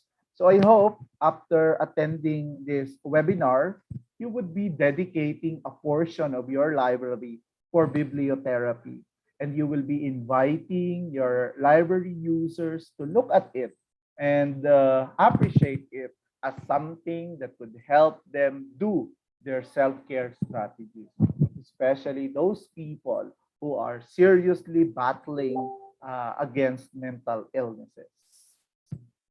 What would be your role if you decided to put up a section for bibliotherapy in your library? The librarian in the bibliotherapy practice provides support, collaborate, and partner with the health professionals, doctors, nurses, and mental health professionals. Looking upon the reality that most of our libraries are available in schools, this is a very good opportunity to extend the resources of our schools, especially the university, to the general public to provide this bibliotherapy to our library users. Basically, we have the equipment, we have the resources, including the human resources. Majority of schools have guidance counselors, nurses, even psychology professors. The librarian in the bibliotherapy selects appropriate literature in diverse formats: print, online books, audios, DVDs, CDs, etc. All good sources of information. So what can you do as librarian? Organize seminars and training. Suggestions are mental health training in public libraries. Use your facilities to be avenue to advance mental health advocacies, or improving services to customers with mental health issues, or as basic as mental health awareness webinar or seminar, hosting an art class or exhibit for expressive arts therapy. Later, you will learn what is meant by expressive art therapy and listing of books specifically covering mental health. Majority of these are self-help books. In my presentation, if you notice, I started with the book, The Happiness Project by Rubin. I also included some interesting books that would be purchased by your library to be included in your bibliotherapy section. In other schools, they are having the Mental Health Resource Center. specifically directed for mental health issues, mental health researches, and things related to mental health. When I visited Tajin University in 2017, I was fascinated by their library. This is called the Happiness Library. And you can see, people having learning disabilities can freely, stay in the library. Those having ADHD, autism disorder, this is fit for these people. And you will notice in the background where I took my picture, you will see people or figurines or images showing positive emotions. Positive emotions are important to invite learning to our library users. So this is lifestyle and happiness. The library is called the Happiness Library. This is also part of their library where readers can sit comfortably, feeling relaxed, and they are not stressed by looking at the books, meaning they have a lot of things to research, they have a lot of things to do related to their academic endeavors. And they have the meditation garden called the Mindfulness Garden. This is an outside entrance from the main library, and you would see plants, you would have a breath of fresh air, when you are already feeling tired and exhausted reading books and other library information. So aside from that, in general, what can we do for ourselves and also to help other people? Okay, I have 10 self-care strategies to share with you. And let me begin by sharing some of the slides coming from Dr. Ronnie Montilla of Miriam College about positive psychology. So the book that I am presenting right now is entitled Positivity, written by Dr. Barbara Fredrickson. And the whole book is talking about many research that supports the 3:1 ratio. What is meant by the 3:1 ratio? In every one negative thought or negative experience, think of 3 positive thoughts that can counter that negative thought. Okay? Just like what Confucius is saying, if you are positive, you'll see opportunities instead of obstacles. We're not talking about people positive with COVID-19, no. People who are looking at the positive side, people who are optimistic. Okay? So you thought that after 2 years or more than a year, we are still in this pandemic. Instead of developing anxiety because you are afraid of this COVID-19 pandemic, why don't you try to reassess yourself? Look at the positive effects of COVID-19 pandemic. I was able to be with my family during the quarantine. I was lucky enough as a government employee. I did lost my income. I did not lost my job. No? And no one in the family got infected with COVID until now. 3 positive thoughts that can counter at least one negative experience or negative thought. For Dalai Lama, just one small positive thought in the morning can change your whole day. No? Imagine mo kung magigising ka, ang una mong naalala yung may utang sa iyo na hindi ka pa rin nababayaran. How would the entire day turn out if you would start with that kind of thought? Or try to think of one positive thought when you begin your day, the moment you wake up. What is the disparity? What is the difference between the two? We call it the attitude of gratitude, the feeling of thankfulness, wonder, and appreciation. And people who are showcasing gratitude or the attitude of gratitude improves their own quality of life. You feel happy because instead of focusing on the negative, you are focusing on the positive despite of the negative. You can do the 3 blessings, no?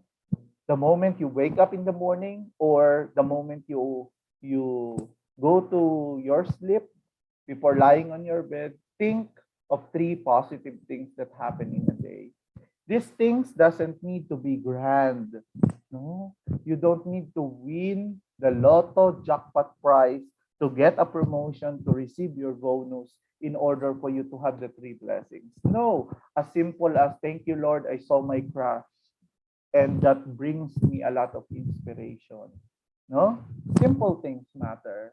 Anything that will give you positive emotions. In this article, it is said that neuroscience literally rewires our brain to be happier. When you have the attitude of gratitude, your central nervous system is changing. Your brain is becoming peaceful. It is becoming healthier.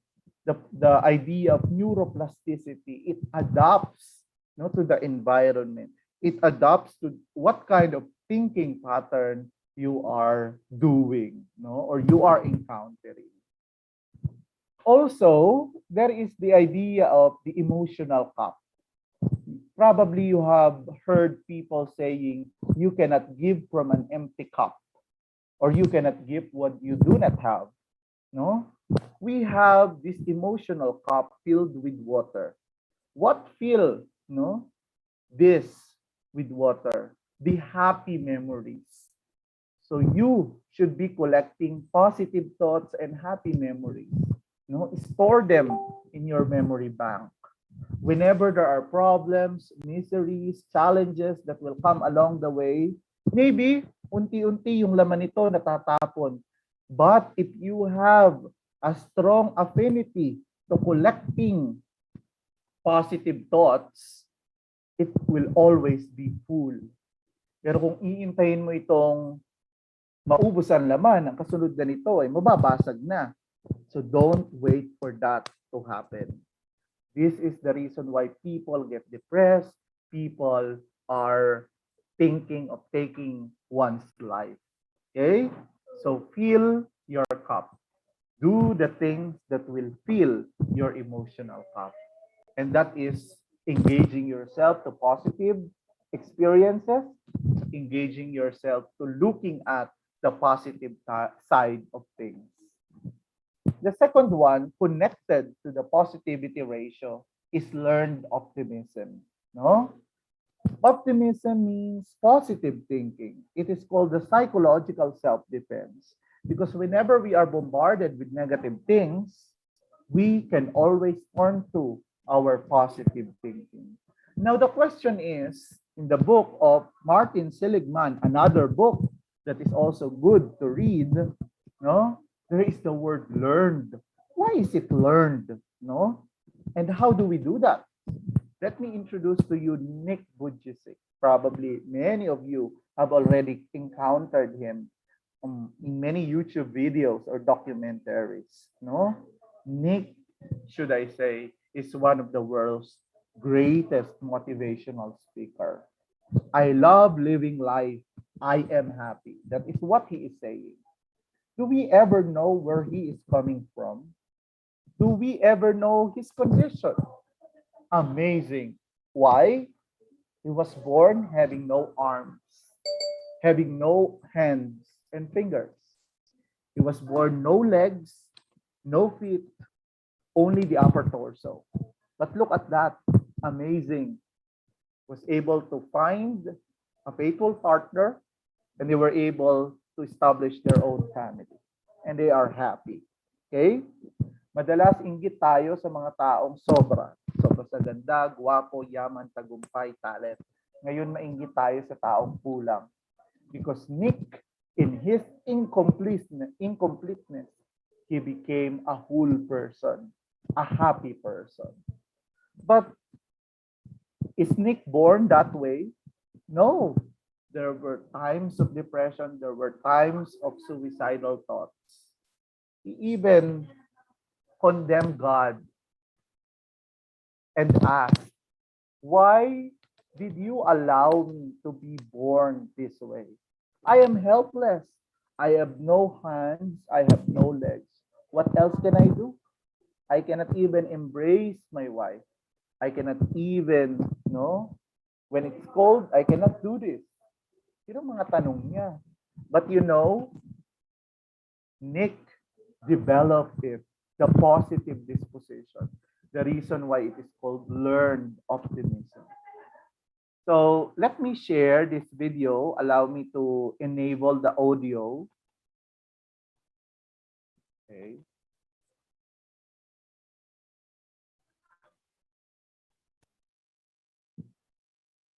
So let us watch this short video clip.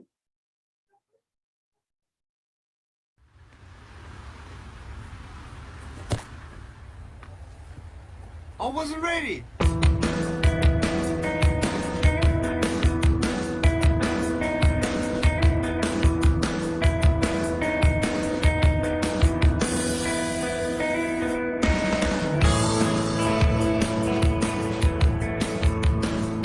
I have no arms and no legs, but I'm very thankful that I have my little chicken drumstick here. People freak out when they see me for the first time. It's so cool. I was at a water slide all by myself. Everyone obviously at the bottom of the slide is looking up and waiting for other people to come down. And here I come and they're freaking out. They're like, like this. And I was so tempted to look at myself and go, what happened? There were times where I sort of looked at my life and thinking, well, I can't do this and I can't do that. And you keep on concentrating on the things that you wish you had or the things that you wish you didn't have. And you sort of forget what you do have. And there's no point, I believe, in my life where I wish I had arms, legs, I wish I had arms, legs, I wish I had arms, legs, because wishing won't help. But what I've seen in life are just a couple of key principles. And the first thing that I've seen is to be thankful.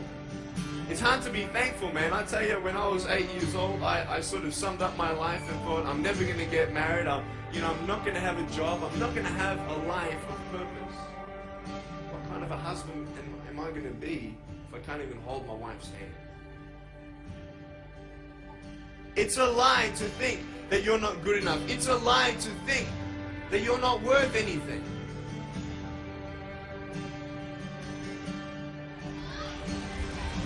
Oh boy. Woo! It's freezing, I can't feel my hands. I love life. So many people come and say, how come you smile so much? And I'm like, well, it's a long story. But it's very simple at the same time. You see, it's very hard to smile sometimes in life. There are things that happen that you don't know and you don't understand, and you don't know if you're going to get through it. You go through your storms in life and you don't know how long this storm's going to be. And today I want to share with you some principles that I've learned in my life that you can use in yours.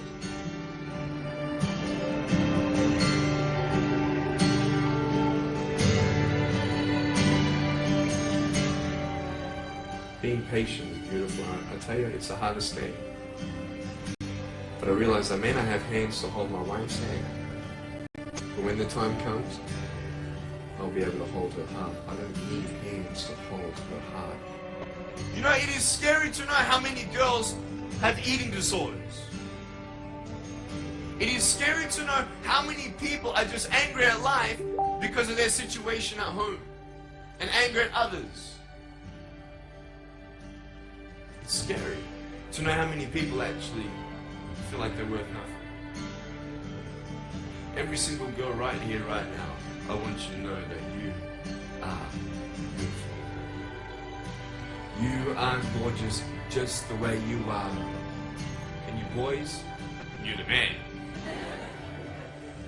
Okay, so I hope you get your own key takeaway from this short video about Nick sharing about his life thoughts. No? Actually, my favorite takeaway is that most of the time we are wasting our time to look at the things we don't have. We don't realize that the time left for us is no longer enough to appreciate the things that we have. Inuubos natin ang ating panahon para gugulin, para hanapin at ma-achieve ang mga bagay na wala tayo.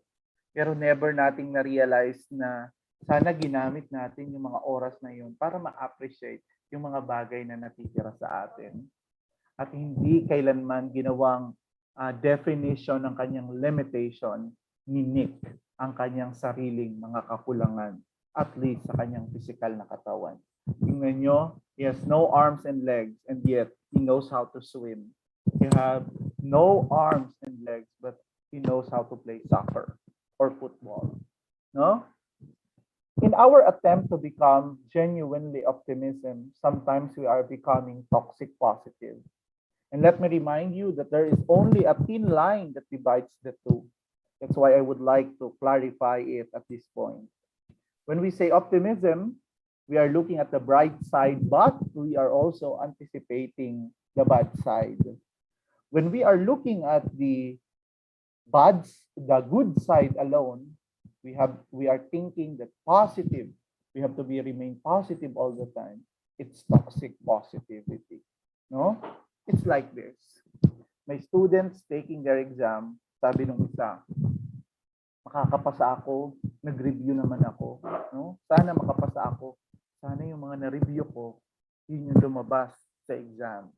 Genuinely optimistic. Yung isang estudyante, walang review. Sana pumasa ako, bahala na. Toxic positive. Even before I studied psychology, I was guilty becoming toxic positive. I keep on telling my friends, be happy always. Until I realized it's toxic positive. Because you cannot remain to be positive all the time. So I change it.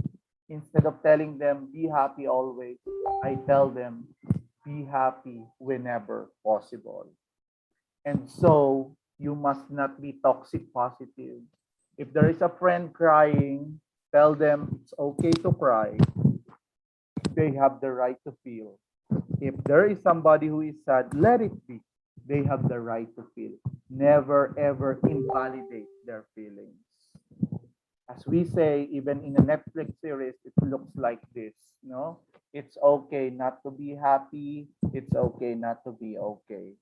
Well, being happy is sometimes something to celebrate. There are some who promote happiness as if any other option isn't acceptable. As if you are not happy, there is something wrong with you. And that isn't true. The ability to feel a full range of emotion and different states of being is an important part of the human experience. It's okay not to be happy. In fact, a large part of personal growth is dependent on recognizing when one is not happy and then actively working through it. So, how do we deal with our friends or colleagues or family members and be genuinely positive with them? One, resist on providing unsolicited advice or tips. No? Pray ka lang. It's not necessary at that point. No? Listen. Listen actively and do supportive listening. Okay? Giving your full attention, becoming mindful of that sharing of the conversation. Sometimes you don't have to give your words. Just be there to listen, and that's enough. No? Never ever invalidate their feelings. And lastly, ask how you could be of them. If there are people telling you you're going to be fine, you always are. Tell them, yes, I will be. But please allow me a moment to express and display my sadness and discomfort. I know it will get better, but I need to also be honest and say, my spirit is temporarily heavy and not have to hide that. Yes. One thing I love about Tori Amos is when he said, when the bleeding starts, the cleansing begins. According to Tori Amos, the problem with people is that we usually shrug our shoulders whenever we are confronting problems. Ipinagkikibit-balikat na lamang natin. We don't entertain sadness, loneliness, our deep-seated emotion. We don't allow ourselves to grow because we are afraid to bleed without knowing that when the bleeding starts, the cleansing begins. Allow yourself to cry. Crying is catharsis in psychology and psychotherapy. No? There is sacredness in tears. It's not a mark of weakness, but it is a mark of power. It takes courage to cry it out because not all people are willing and ready to cry. So crying is also a good medicine, not only humor and laughter. The next self-care strategy is humor and laughter. Yes, it's true. Scientifically proven that laughter is one of the best medicine. But remember that crying is also therapeutic. Okay? I would like you to introduce Norman Cousins, who wrote his own biography, Anatomy of Illness. He highlighted his quest to overcome a certain rare kind of genetic disorder that the chances of recovery is 1:500. Okay? So that's another book, Anatomy of Illness. But he perceived that the hospital is a very unfriendly place, no, full of negative emotion. People are crying, people are in pain, and he believed it will not help him to get or feel better. So what he did is he went to the hospital, he checked out of the hospital, checked in a hotel, take vitamin C, a sort of his own medicine, and engaged to watching humorous movies. No? And the end result is that 10 minutes of boisterous laughter is giving him at least 2 hours of pain-free sleep. What is more surprising is that Norman Cousins lived 36 more years after his first diagnosis. This is because whenever we laugh, whenever we engage to humor as a therapy, the stress hormones, including cortisol, epinephrine, and adrenaline, will go down. No? Kapag mataas kasi ang ating mga stress hormones katulad ng cortisol, ano ang babagsak? Immune system. At ang tatamaan, yung ating physical body, tatamaan tayo ng maraming sakit. We become more vulnerable to bacteria, viruses, and other ailments. Okay? So when we produce endorphins, these are health-enhancing hormones which can be produced by engaging to laughter, to humor. These are natural painkillers. These are infection-fighting antibodies that can help strengthen our immune system. The fourth self-care strategy is regular exercise. Yes, this is good for both physical and also our mental health. This is the most logical way to dissipate excess energy.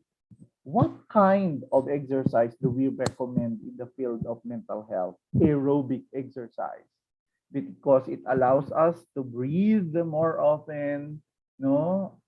The healthy inhale of oxygen, which is needed by our body. Okay? And you don't need to go to the gym to achieve such. Moderate aerobic exercise are enough. Magwalis ng harapan, maglakad-lakad, instead na mag-elevator or escalator, gamitin ang hagdan, no? Makipaghabulan sa mga bata, yan, makipaglaro sa kanila. These are enough to satisfy our needs for physical exercise. And now with the COVID-19 pandemic, biking became popular, more popular again. And as you can see, there are a lot of physical health benefits as well as mental health benefits. It can boost our brain power. It can help manage our stress and our anxiety. So aside from humor and laughter, exercise or physical exercise also makes us feel happier because of the production of endorphins in our body. The fifth one is connect with nature. Yung pagpunta po sa Dolomite Beach, malamang hindi po yun connecting with nature. No? Napakadelikado po nun. Gusto ko lang linawin. So when we connect with nature, we go to a place like this. A lot of green trees, a lot of green. Or safe places sa tabi ng dagat, tabi ng ilog, where you can enjoy the place, where you can get out of your mask and face shield, you go in the open, you can practice social distancing and breathe fresh air.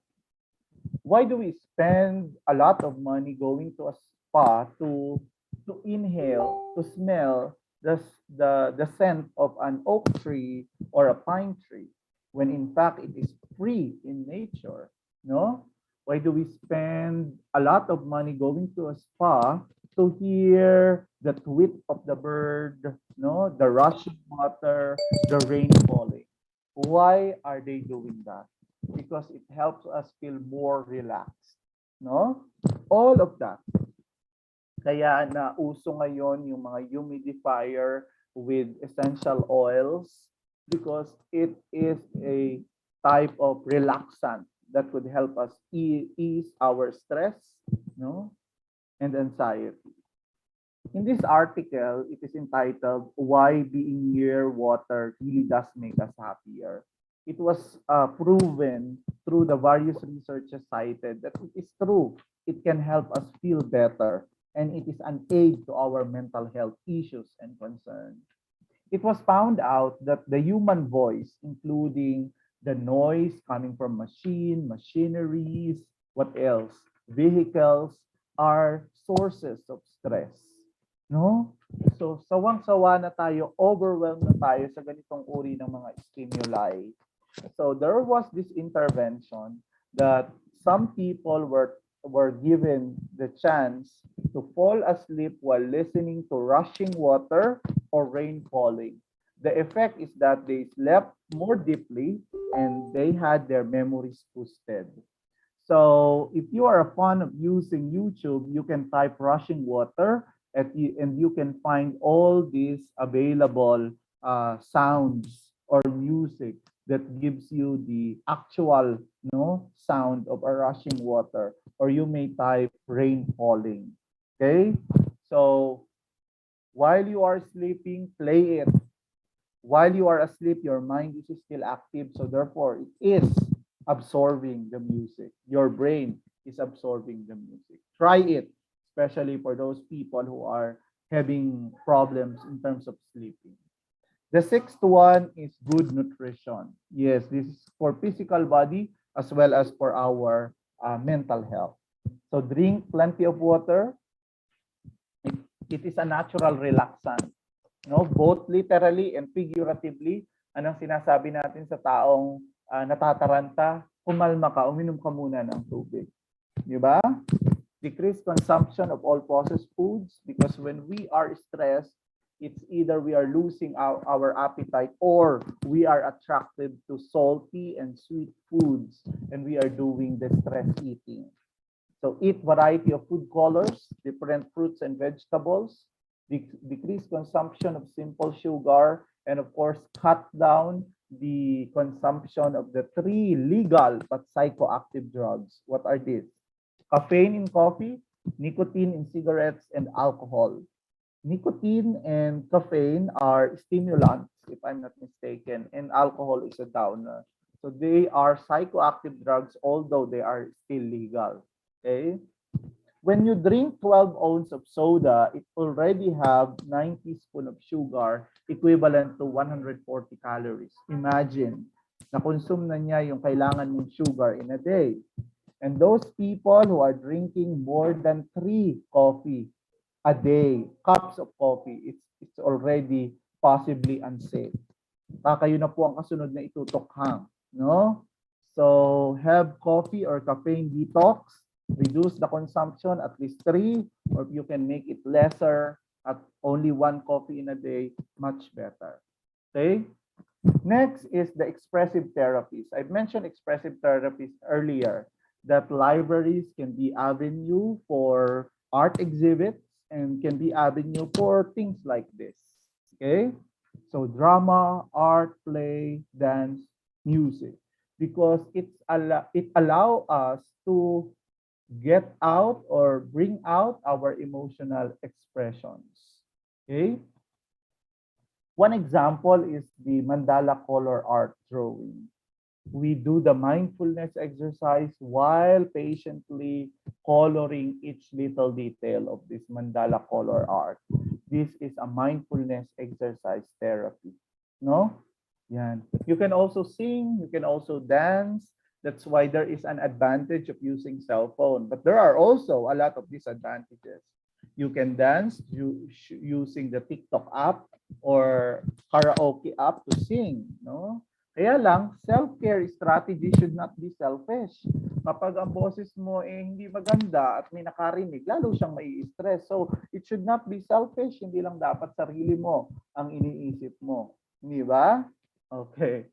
Okay. So, if you are coloring the mandala color art drawing this way, you might be overly stressed, no? Because that is not the proper way to do that. The eighth self-care strategy is to establish positive connections, because positive connection is the leading source of happiness.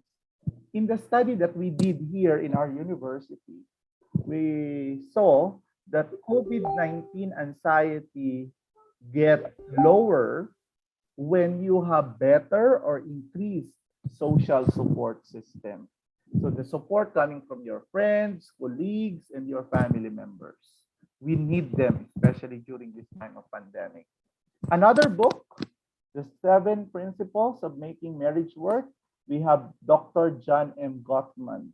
No? Kung kanina si Dr. Barbara Fredrickson, 3:1, this time it's higher, 5:1.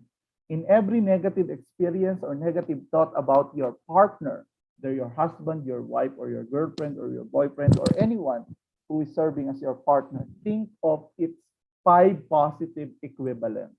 So assignment nyo po mamaya, ha? Tingnan ang inyong partner, hanapin kung ano yung mga negative things at tumbasan ng 5 positive things about them.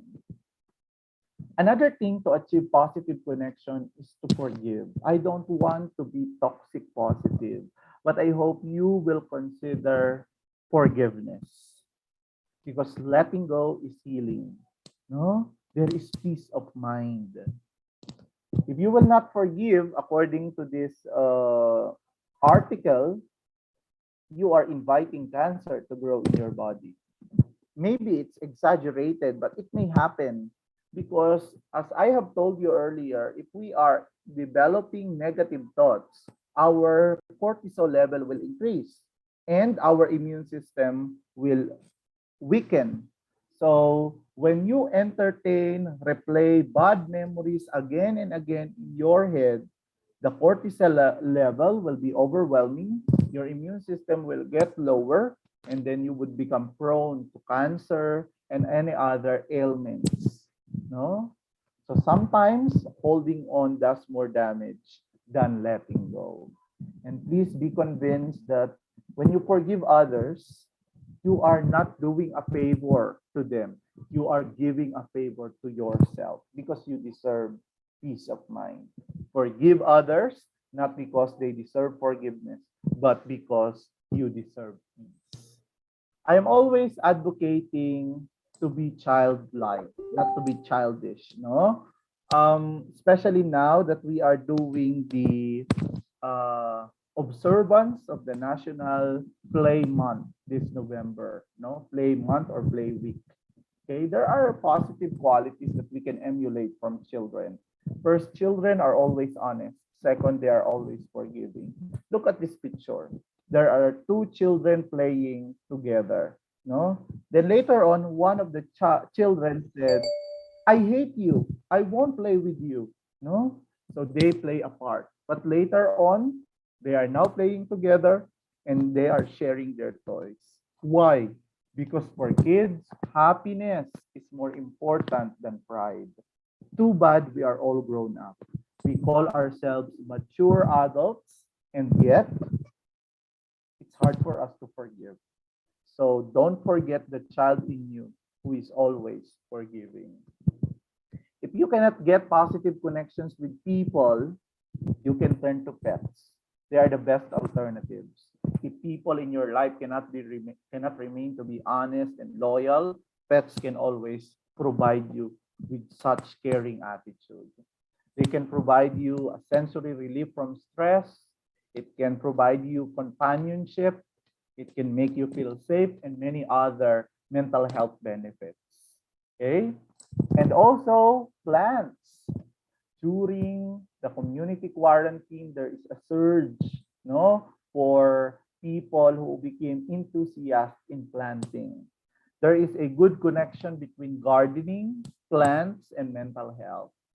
So these are the benefits of having house plants in your house, no, in your place. It can reduce anxiety and stress. Okay, and many other mental health benefits. According to some research, no, the green space allows us to have less rumination. Ano yung rumination? Repeated recall of negative thoughts that may result to depression. So imbis na rumination ang magawa natin, we are doing more positive thoughts. And therefore, it results to greater general mental wellness. And according to scientists, there is this Mycobacterium vaccae that can be found in soil that has soothing, earthly scent, which has antidepressant effects. So huwag tayong mandiri dun sa lupa, no? Because it is beneficial for our mental health. Huwag lang kayong tutulad dito. Hindi lang na-achieve yung hindi na na-achieve yung positive thoughts, no? Yung positive connections kasi nag-away sila ng kapitbahay. Kasi yung kapitbahay mahilig mag-alaga ng cactus pero hindi nagtatanim ng malunggay. Hihingi ka ng malunggay, bakit di mo ihalo yung cactus mo sa tinola mo? So kung kayo ay plants enthusiast, magtanim din ng malunggay, no? Para hindi kagalitan ng kapitbahay. Number 9, no? Second to the last, okay, meaning in life. I think of all self-care strategies, this one needs no further explanation because you can barely ask yourself, why did God allow us to experience this pandemic? Why is God giving me all of this? And if you find reasons and answers to your why, you are finding the purpose in your life. Number 10 is to look back at your accomplishments. If today you are confronting a very difficult problem that you don't know where to start with, to find solution to this problem, begin recalling your accomplishments. There was a time in my life I was facing a very hard battle, but later on I was able to overcome it. Look back on your accomplishments. And of course, I'm not taking away spiritual deepening, but I'm not asking you to be religious. I'm asking you to be spiritual. It's not enough that we do the rituals of our religion, what is being prescribed by our church. It's about having the connection to this world, why it is happening, what are the meanings and purpose of all these events in my life. That is spiritual deepening. Now, if there comes a time that these self-care strategies are no longer helpful, these are already red flags that you need to consult professionals. When is the time to seek for professional help? There are 3 red flags. First, if your emotions, your feelings, things that are related to your mental health is already causing interruption or interfering your relationship with your family, friends, and your significant other, lagi kang galit, hindi ka na makausap ng matino, that's one. Second, if it is already interfering your work or your studies, it's another red flag. And third, if these things are easy for you to do, very motivating for you to do before, and now it seems that you are always disappointed on these things, you are no longer finding interest in doing these things, that's the third red flag. And if you said yes to these 3 red flags, it's high time for you to consult or seek help from a professional. You may engage to counseling and psychological services to improve your mental, emotional, and social health. Kung meron namang symptoms, probably you need to consult a psychiatrist, no? Because counseling and psychotherapy can only be given by psychologists, of course, psychiatrists also, and counselors.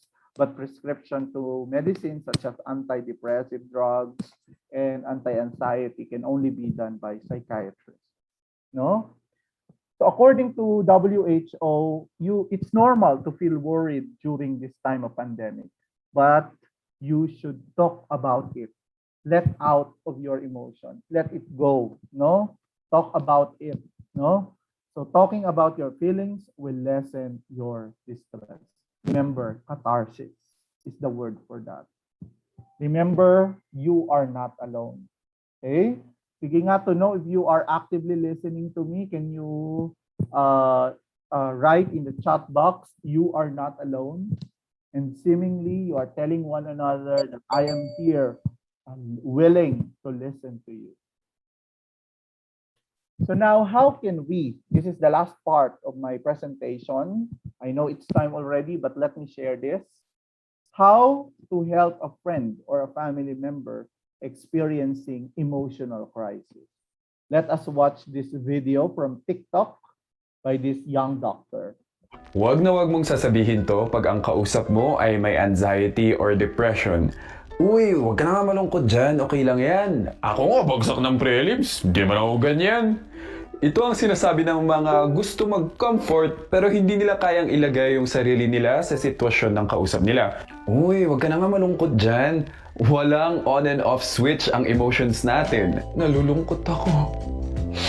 Pero dahil sinabi mo na huwag na ako malungkot, okay na ako. Hindi ganun yun. Pag may dumating na pasyente at nagko-convulsion siya, uy, wag ka na nga mag-convulsion. Hindi pwede yun. Mental health is just as important as physical health. Kung ano ang nararamdaman niya sa moment na yun, hayaan mo siya. Sige, ilabas mo lang yan, mams. Gusto mo bang pag-usapan natin yan o gusto mo maiwan muna mag-isa? Tawagin mo na lang ako pag ready ka na. Okay lang yan. Bumagsak siya, hindi siya tanggap ng mga magulang niya, binubuli siya, hindi yun okay. Mas magandang sabihin, magiging okay ka din. Hindi ko alam kung kailan, pero ang kahinaan na nararamdaman mo ngayon, siya din ang magpapalakas sa'yo. Ako nga eh! Wait, don't compare. This is not about you.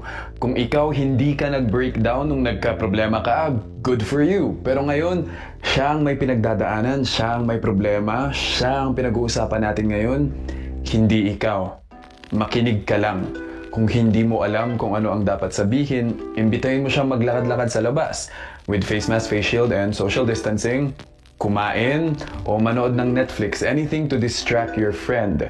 Pero kung ayaw niya, wag mong pilitin, sabihin mo lang, sige, next time, sabihan mo lang ako, andito lang ako para sa'yo. Mental health matters. Help me stop the stigma. Okay. As I have told you earlier, we should become mental health advocates ourselves. Especially we are in a better position as librarians. We have the capacity, we have the resources to do that. No? So whenever there is a friend asks, you do the supportive listening. Try to understand them. No? You express that they are really in a difficult situation. Respect their thoughts. Never invalidate, no, their feelings. Do not interrupt. You should do active listening. When they stop, that's the time to clarify things. Hindi yung, as they are narrating their stories, here you are trying to be in a better position and gusto kong maintindihan ang pinagdadaanan mo. No, that's the wrong way. No? Allow them to spontaneously speak, then later on clarify things. No? Only give advice if they want it. You are not required to give advice unless they are asking for it. When they ask for it, do it in a non-patronizing way. Huwag tayong magbigay ng false reassurance na pag ginawa mo ito, magiging okay na ang lahat. It will just increase their frustration if the suggestion you have given will not work for them. You can tell them a story You tell them, I have a friend who undergo the same crisis as you have right now. This is what he did, and he is now feeling better. You indirectly give an advice. You give a person to emulate. No? Be aware of their feelings. No? Be empathic. Know how it feels to be in their shoes or in their position. Be supportive and much more. Don't be judgmental. So this summarizes my talk this morning. Count your blessings. Think positively. Relax and breathe. Appreciate someone. Look at the bigger picture. Create something. Take a step towards a goal. Have some fun. Love this very moment and smile. Smile whenever possible. Thank you very much again to DOST-STI Library for this wonderful opportunity to be with you this morning. Thank you so much, Sir Gino. Actually, I would say the pleasure is ours. Ayan, at naniniwala po ako na hindi lang ako ang nakapulot ng napakarami ngayon na positive thoughts. And as librarians, we do have important roles during these times of difficulties. So sabi ni Sir Gino sa atin kanina, we have these 3 important roles. That is to promote public health awareness by creating and disseminating information relating to preventive measures. We also have the role of supporting the research team or our faculty or our other researchers by providing them information regarding the latest developments, research, and literature. And finally, we have the role to meet the core needs of regular library users. And while we do these important roles or functions, we need to take good care also of our whole well-being. And kanina nag-start tayo ng may ngiti sa labi. At hopefully hanggang ngayon ay nakangiti pa din kayo pagkatapos po ninyong magpunas ng luha. Ayan, so sabi po ng isa sa ating mga attendees, ang usapan natin ay webinar, pero bakit may kasamang pagluha or pag-iyak? Ayan. So once again, we are grateful, Sir Gino, for that very, very inspiring, motivating, and very positive talk. And maganda po yung sabi ni Sir, that we dedicate a portion of our library for bibliotherapy to support the well-being also of our clients. So while we take good care of our own well-being, let us also take good care of the well-being of our clients. So maganda siya. Pwede tayong maglagay ng play place sa ating mga libraries. And personally, ayun, mula sa lahat ng mga nasabi ni Sir Gino, ito ang masasabi ko. Sabi niya kanina nga, it's okay not to be okay. Kasi if you stay positive always, yun na yung nagiging toxic positivity. So crying is not a weakness. It just means that you are strong enough to embrace or to accept where you are at the moment, and you are ready to move forward after drying your tears and cleaning up your hearts. And let us not forget that most of the time, what a person needs is not an intelligent mind, but a listening heart. Ayan. And let me just read some of the comments. Chat pala.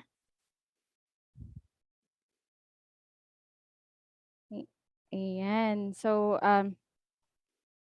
kanina sabi nila sa mga nag-break up daw po, kailangan nyo na po ng pets. Ayan. Sabi ni Miss or Mr. Ruby Kalitgid, thank you for this refreshing topic. I feel blessed for the life of all the speakers. At sa mga lumuha daw, kain po tayo ng ice cream. Ayan. You touch my heart and inspire me to take an extra mile for those persons having these difficulties. Ayan. At marami pong nagpapadala ng hugs. Kasama na po kami doon sa mga kasamahan po natin who are undergoing difficult times right now. Moving on. Ayan. Sa open forum na po tayo. Ayan. Let's just check kung nandito po ang dalawa nating speakers. We have Sir Gino. Hi, Sir Gino. And ang nagbabalik, si Sir Simon.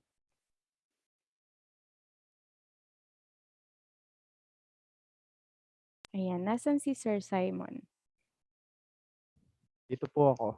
Ayan, sorry sir. Sige, saglit lang po. Sir, pakipin na lang po ulit. Ayan. Okay. First question kay Sir Simon. Good morning, sir. Good morning, sir. Based on your job, nag-compile po kayo ng mga resources and put it in the G Drive that came from the internet free to access. Is it okay to share it with your client? Actually, I think it falls under fair use naman. Kasi, anong tawag doon? Kasi sa inyo lang naman, hindi nyo naman siya pinagkakakitaan, hindi nyo naman siya dinidisseminate publicly. Tapos, may ethical aspect din naman siya na ginagamit nyo yung materials para magligtas ng buhay. So, mahalaga siya. Tsaka, saan naman nanggagaling din yung resources? Sa mga database subscription din ng ospital, sa mga hinihingi mo rin sa university or sa DOST or sa DOH, sa HERDIN. So, that information is for use. Para sa atin talaga yun.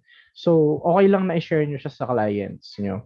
Ang hindi lang talaga pwede siguro, pagkakitaan nyo siya na ibenta nyo yung information piece per piece, yun nga, hired ka na nga, may sweldo ka na. So, hindi siya for profit endeavor. Ayan. So, thank you, sir. Next question po, Sir Gino. In regards of mental health, how can an individual cope with an illusion of having a split personality because of so much thinking and doing some violent reaction? Okay. Very nice, no? Meaning the person is really interested, or maybe he or she had an experience encountering a person demonstrating such kind of erratic, probably, behavior. It's difficult to say if it is just an illusion. We don't promote self-diagnosis. We ourselves are not expert or in the proper position to say that a person is having split personality disorder. Actually, it should be dissociative, no, personality disorder. So that's one, no, that's a red flag. Let us not label the people, because that's one thing we are also advocating. No, we are trying to reduce the stigma as much as possible.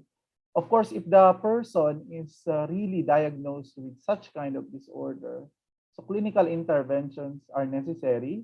There should be multidisciplinary team composing of psychiatrists. If they have to take mood stabilizers given by psychiatrists, and of course, series of psychotherapy and counseling session from a psychologist, because the dissociative identity disorder is usually caused by traumatic experiences that happened during childhood, and this became cemented. That's why it came out in the adult years. So it has to be processed well by the psychiatrist and the psychologist. So that's one thing I would like to remind everyone. Let us refrain from doing self-diagnosis. And then second, let's turn to the expert whenever they are encountering people like this. And third, of course, we have the proper way to provide intervention. There is the medical prescription and then psychotherapy or counseling. Thank you very much, ma'am. Ayan, thank you, Sir Gino. So, uulitin ko lang po, let's refrain from self-diagnosis. Ayan. Next po, back to Sir Simon. Sir Simon, how to become a clinical librarian? Does one need to have a medical background? Since it seems that most of the functions a clinical librarian does is to provide support to medical professionals. Well, it's certainly an advantage to have a medical background. I can say that myself. Kasi ngayong nagbibigay ako ng articles, gumagamit na rin ako ng clinical judgment since nasa third year medicine na ako. Pero hindi naman necessary na actually nurse ka or naging doctor ka to get there. Pero it would be a very big help. Pero I really recommend, as sinabi ko kanina, try nyong mag-masters ng something na is very important sa interest nyo na, kunyari, nagtatrabaho kayo for for a mental health center, sabihin natin, para related.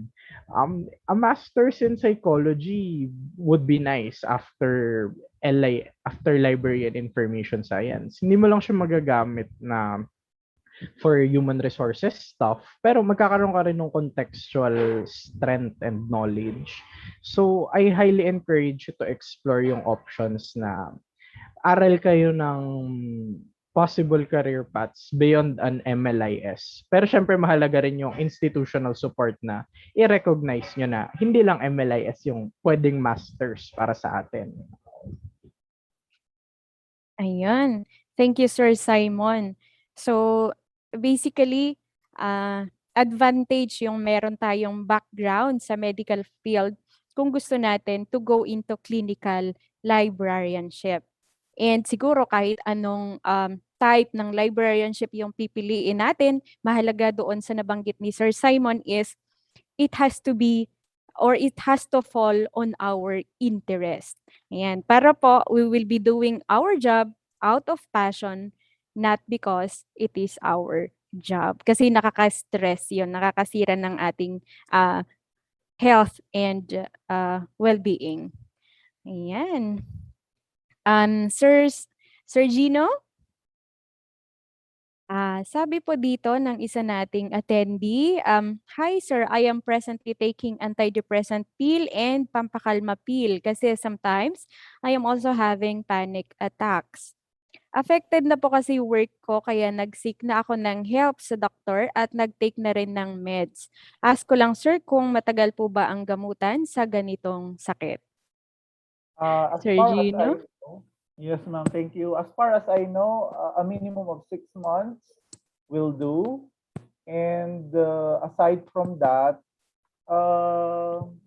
I'm always suggesting, because I'm coming from the perspective of psychology, to engage to counseling and psychotherapy.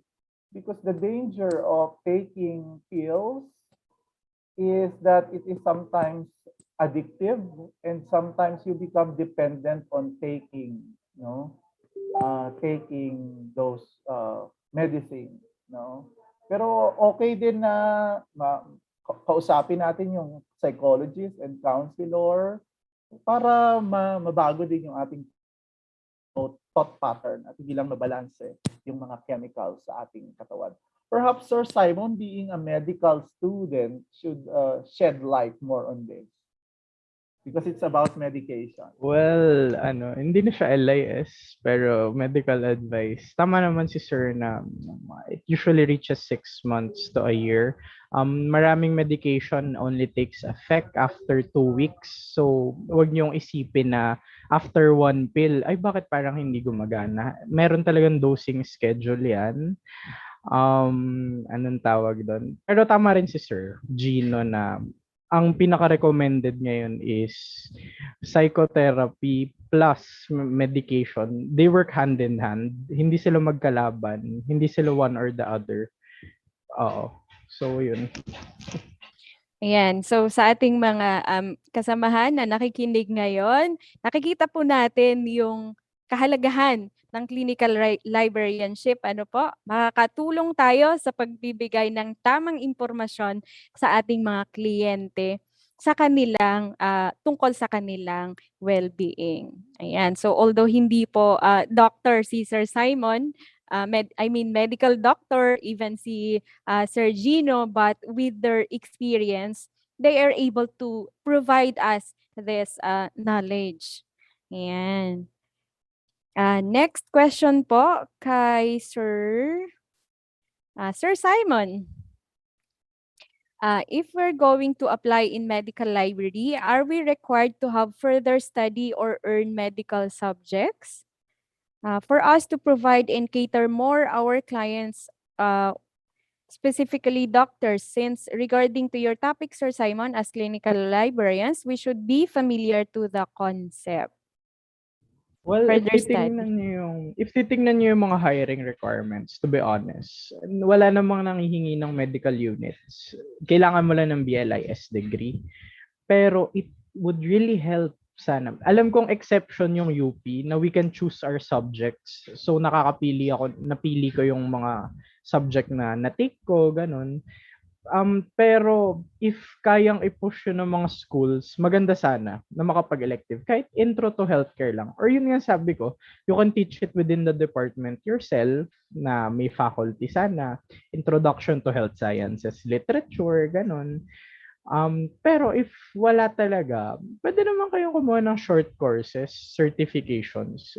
Kunyari, itong ganitong webinar, it's start siya na training, di ba? At least may certificate ka. So yun, hindi naman siya kailangan. Pero again, maganda. Maganda sana.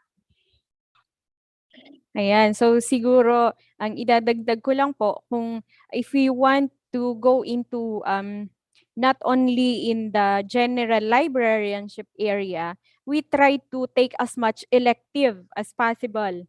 Ayan, makakatulong po yon dun sa tatahakin nating landas. Because we will be exposed. Halimbawa ngayon, we did not expect this pandemic to happen. And may mga nakikita po tayo na opportunities na pwede palang gawin or pwedeng tahakin na daan. Ayan. Next po. Sir Gino, will you please expound more on toxic positivity?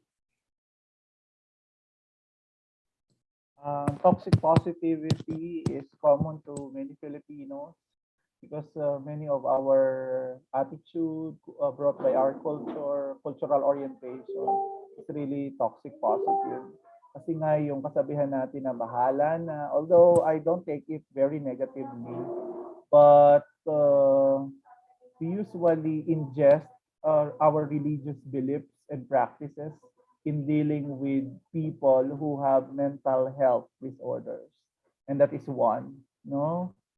For example, in giving a webinar like this, one of the participants said, why are you saying that we should not be telling to turn to God when they are confronting mental health issues? Ang sabi ko po, people are maybe in the state of shock. They are still in denial of the things around them. So let us not insist on believing or turning to God if they are not yet seeing the light, no, about the perspective of religion or spirituality. Let it come out naturally in the process. Okay? Meron din tayong mga common behavior na laging toxic positive, no? Lagi nating sinasabi na, uy, dapat masaya ka lang, dapat lagi kang happy, because we promote, no, usually the positive emotion and forget about those negative things. Kaya ang problema sa atin, hindi natin nare-realize, nagpa-pile up na yung emotions natin, nagiging deep-seated emotions na, and then later on, it will become erratic behaviors na hindi na natin maintindihan kung saan ito nanggagaling. Kaya it's okay to be honest with what we are feeling, no? It's okay to always be spontaneous and natural in the way we are dealing with our everyday life. Okay? So yun, those are the things that I can share about toxic positivity. Ayan. Thank you so much, sir. And I think this second question is related. Sabi po niya, how does mental health struggle manifest physically? That's a very good question. As basic as stress can be manifested through the volume of hair fall that we are experiencing. Dandruff is also an indicator of higher level of stress. Skin allergies or things coming out from our skin are indicators of stress. No? And what else? Insomnia, problem with our sleep. No? That is also a physical manifestation of stress. The disruption of our eating patterns or our appetite is also a manifestation of our stress. Yeah. So those are some that I can share. Ayan, thank you so much, sir. So sa mga naghi-hair fall, like, medyo mag-isip-isip tayo ng konti. Try to Mas assess mataas ourselves. yung volume kesa dun sa natural hair fall. Ayan. Ay stress manifestation. Mm. So yung kapansin-pansin na po, kada may nahuhulog. So kailangan po nating tingnan din ang ating mga sarili if we are manifesting already some symptoms of being stressed or meron na tayong nagiging problema sa ating isip. Sapagkat ang problema sa isip nagmamanifest sa ating physical na pangangatawan. Ayan. Thank you, Sir Gino, once again. Ayan. Next po, Sir Simon. Oh, Sir Simon, do you think it is a good idea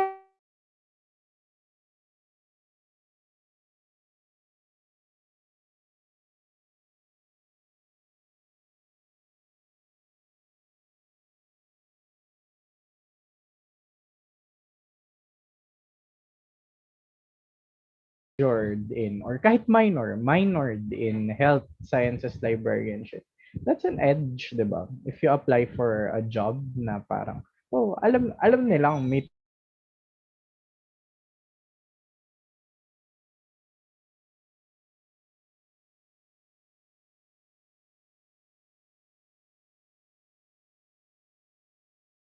na meron kang training sa subject na to. Oo. Pero as for minor major, may nagsuggest dun sa chat na 18 units. Maybe 18 units, pero actually mahirap i-fulfill. Even sa experience ko no undergrad, 6 units lang yung subject na regular. Yung iba is in-offer lang some sems as a special topic. So, ayun, if may nanonood na health sciences librarians, sana pwede rin kailangan din natin magturo para dumami. Oo. Mm-hmm. Thank you, Sir Simon. Siguro, although hindi related, pero may time kasi na napunta ako sa isang theological school. And magkaiba yung nature, syempre, yung general librarianship na alam natin. And then you will be assigned to a theological school. So siguro, let's take halimbawa, na-assign din tayo sa hospital. Ang ginawa naman po sa akin that time is pina-enroll ako sa 2 subject para maintindihan ko kung ano yung concepts ng theology.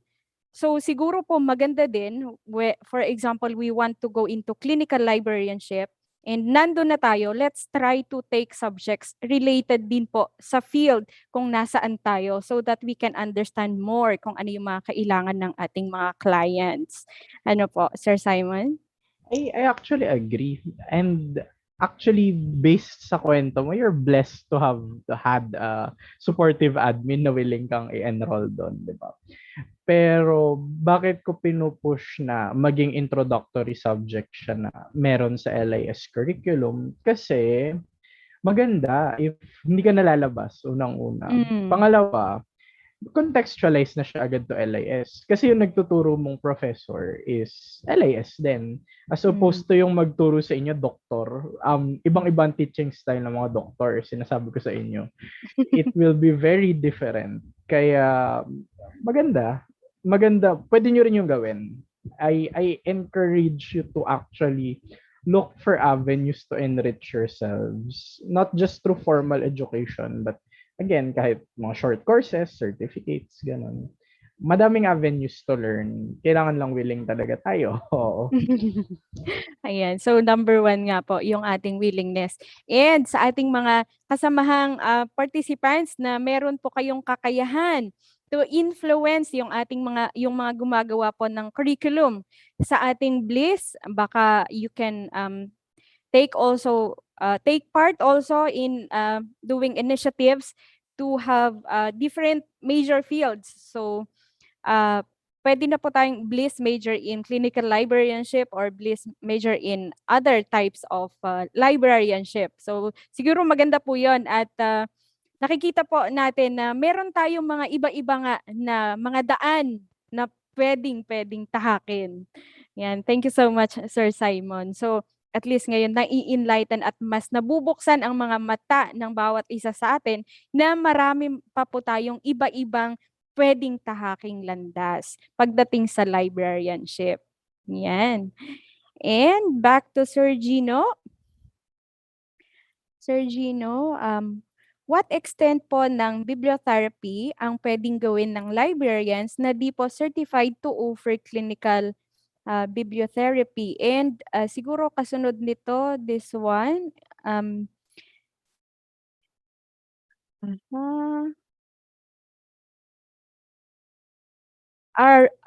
how would we know the difference between being anxious and being depressed? So kasama din po siguro sa bibigyan ng bibliotherapy, ang pagiging anxious or pagiging depressed. At the same time, kailangan nating ma-differentiate, anxious ba ako or depressed na ako?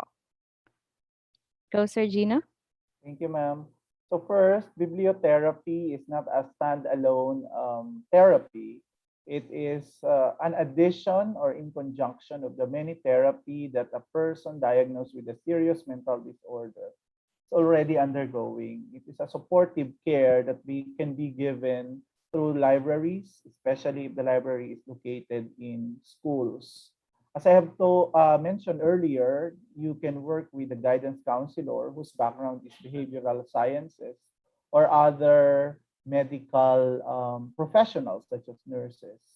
So if you are interested to put up a bibliotherapy corner in your library, probably you can just set up a corner that would promote mental health and other self-care books, but to know whether it's doing effectively or further doing counseling within that corner, baka it is entirely impossible kasi the librarian is not well equipped in terms of the mental health side in running a bibliotherapy. So this is really the reason why, based on the talk of Sir Simon, it is good to have elective subject related to your field of interest. If let's say, for example, this librarian is so interested to put up a bibliotherapy in his or her library, and she is pursuing a master's in library and information science, probably one elective in clinical psychology can be taken by this master's student in conjunction with the curriculum. Kaya lang most of our schools are not that flexible in terms of allowing our students to select our electives. This is the reason why we are always bounded by what the curriculum is saying. we are not given freedom to choose which track we intend to choose. It would be a good human resource if we have a librarian decided to put up a bibliotherapy, and at least there is 3 to 6 units of clinical psychology subjects. That's very good. Next, the other question is about being anxious and being depressed. No, depression is a mental health disorder. Nasa work from home. Okay. So, Wait, saglit lang po. Okay. So, as I was saying, those people who are having depression are supposed to be diagnosed with major depressive disorder. Kaya lang, we misuse most of the time, I'm feeling depressed. Sabi ng mga estudyante ko, ang daming module, depressed na ako. So it might not be really a form of depression. Baka yun lang yung pakiramdam niya. Nag-self-diagnose siya. Kasi ang depression ay isang serious medical and mental disorder, major depressive disorder.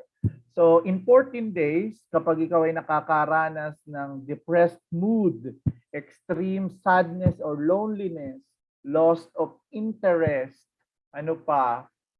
insomnia, all this depressed mood na pwede mong maranasan, kapag in 14 days nararanasan mo, you may qualify to be professionally diagnosed with depression. Ang anxiety naman, most of the time manifested through panic attacks or anxiety attacks. Bigla kang nagkakaroon ng palpitations, nahihimatay, na hindi mo nakikita yung concrete reason kung bakit ka natatakot. Para madaling i-explain, let me borrow the word fear. Fear could be nakita mo, malapit ka ng masagasaan, natakot ka. Nakita mo yung bahay nyo, yung kapitbahay nyo nasusunog, malapit na rin masunog yung bahay nyo, natakot ka. Now, anxiety is feeling the fear without really seeing the imminent danger. Okay? So probably this is deep-seated emotion. This may be rooted from your previous experiences associated with what you have encountered. Okay? So yun po ang anxiety. Okay? Meron din pong mga more formal type of anxiety disorder. Masyado na pong technical at baka lalo lang pong makalito, hindi ko na babanggitin. Katulad ng halimbawa, obsessive compulsive disorder. Yung mga taong ayaw niyang tumapak dun sa linya ng tiles. Halimbawa, obsessive compulsive disorder. Yon. Ayaw niya ng madumi, ayaw niya ng hindi organized, etc. Kaya may mga tao tayong tinatawag na OC. Ang OC mo naman, doon po nagsimula yon. Letter O at letter C. Obsessive compulsive. Okay? Yan. Sana po ay naliwanagan sa aking explanation. Thank you so much, Sir Gino. Ayan. So, isang paalala lang po, bawal po ang self-diagnosis. Ayan, inuulit-ulit po natin, bawal po ang self-diagnosis. Ayan, next question po, Sir Simon. Ayan, Sir Simon, magpareho po ba ang clinical librarianship at health information management? May plantilla items kasi na admin officer for health information management sa public hospitals. Actually, yung plantilla una, eto, sa government kasi ginagawa nila yan to have employees, pero the position is not necessarily kung ano yung gagawin mo talaga. Ano lang siya, it's technical bureaucracy. Pero aside from that, tingnan nyo yung job description. Pero if health information management kasi, ang ginagawa niyan, from a technical definition, kasi may degree pa nun, is yun, management ng information, patient data, databases, etc. Siguro ang gagawin mo dun, medical records, mga records ng hospital, etc. Mas records management talaga siya actually. May aspects nun na magagamit mo sa clinical librarianship. For example, yung management mo ng mga journal articles, yung management mo ng paano mo may ensure na ma-access siya ng mga doktor kahit wala ka doon. That's health information management storage. So, they're not exactly similar. Clinical librarianship uses concepts from health information management. Pero si health information management is much more focused dun sa records. Hindi siya masyado sa reference, I think. Ayan. Thank you so much, Sir Simon, for that. Ayan. Next po. Sir Gino. Medyo dami. So, medyo pinipili ko muna. Okay. So, Sir Gino, can the social media help the person with mental health problems? It's a very interesting question because due to the pandemic, yung maraming Pilipinong engaged na sa social media before the pandemic ay lalong tumaas. Especially classes are done online, no? So I always refer to social media as a two-edged sword. One end, it can be used for its advantages, and the other end would be the disadvantages. Okay? The use of cell phone, smartphone, the internet, and the social media can also be addictive. It attacks the dopamine system in our brain. Okay?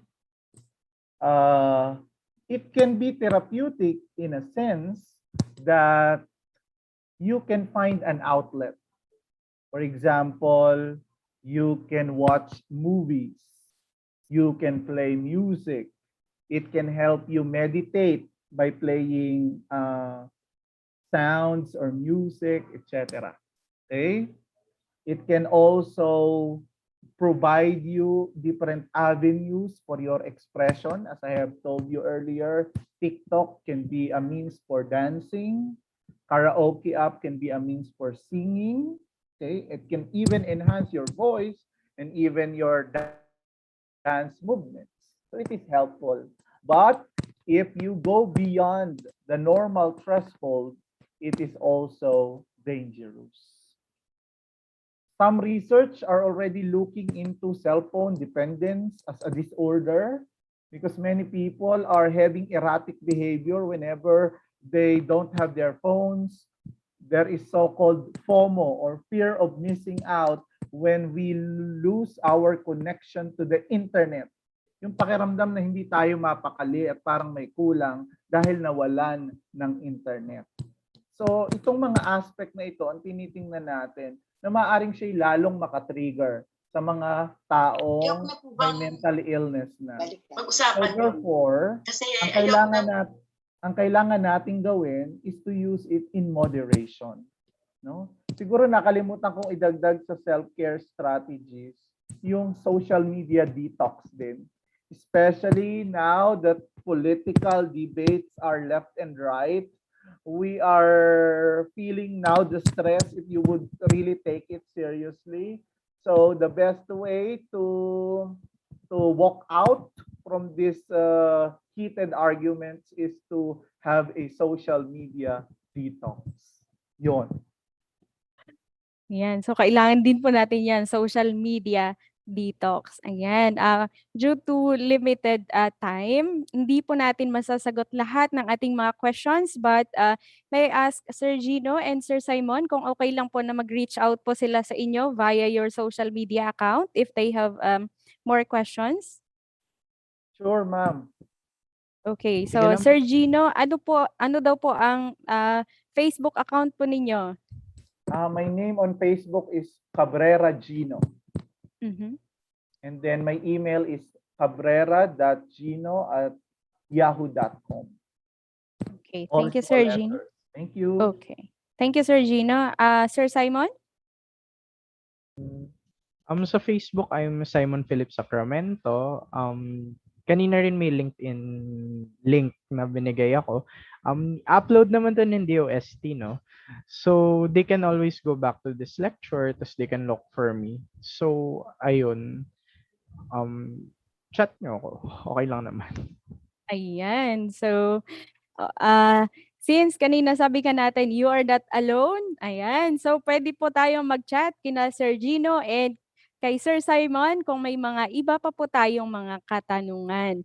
Ayan. And we are very happy to have with us this morning our very own director. We have our director, Sir Richard. Good morning, Sir Richard.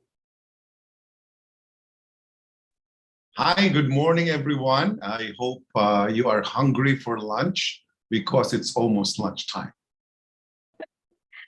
And we also have the PLAI president, Ma'am Emma Ray. Good morning, Ma'am Emma. Good morning. Ayan. Ma'am Emma, may we request you to open your cam? Ayan. Magkakaroon po tayo ng photo op. Saglit. Ayan.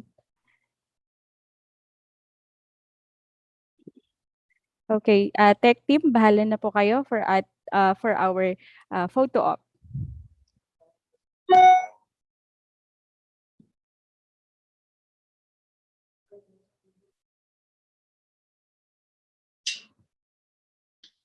Mm-hmm.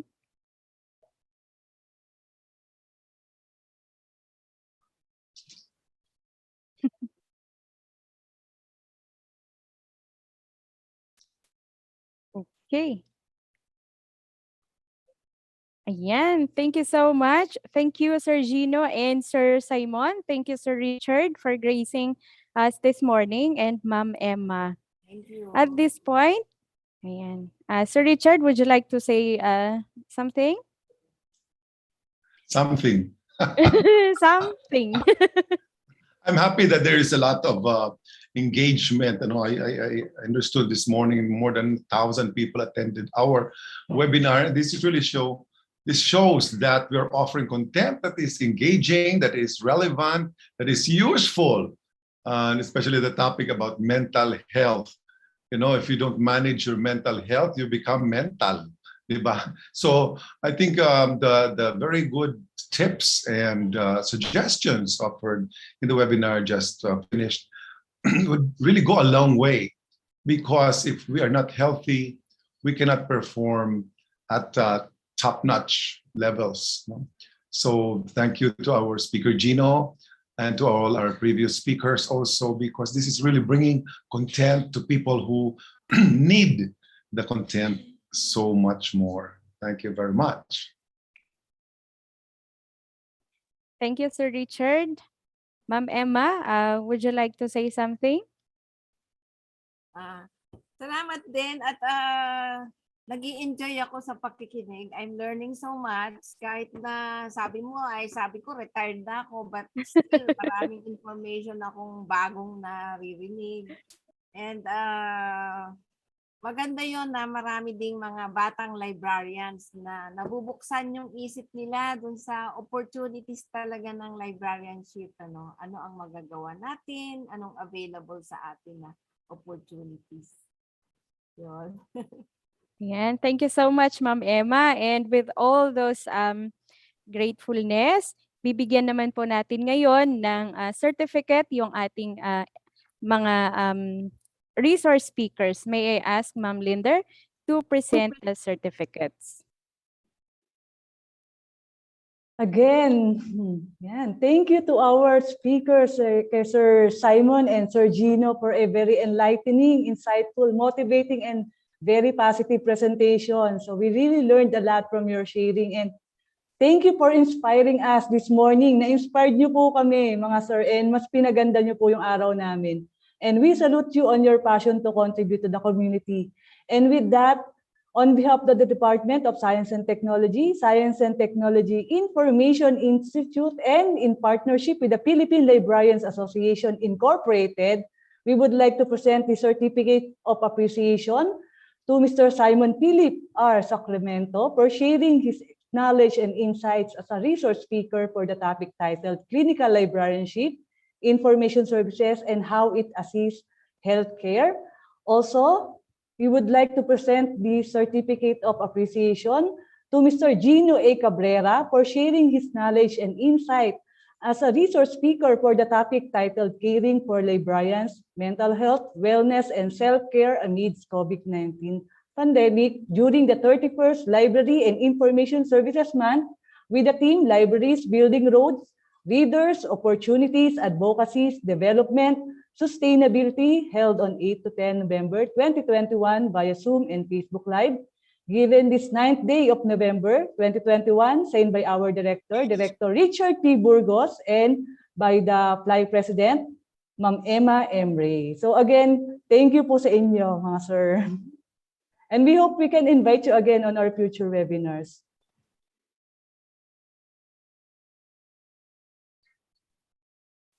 Back to you, Irene. Ayan. Thank you so much, Ma'am Linder. Ayan, once again, thank you so much sa ating dalawang nagwagwapuhang speakers for this morning. Ngayon po, ito na po ang ating evaluation link.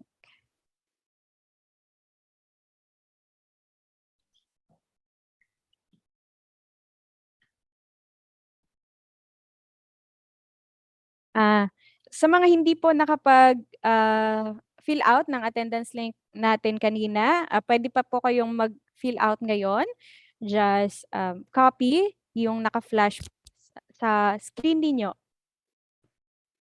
And ayan, nakalagay din po sa ating chat box and sa comment box po sa ating Facebook Live viewers. Shout out sa ating mga Facebook Live viewers. Ayan. And ang ating evaluation link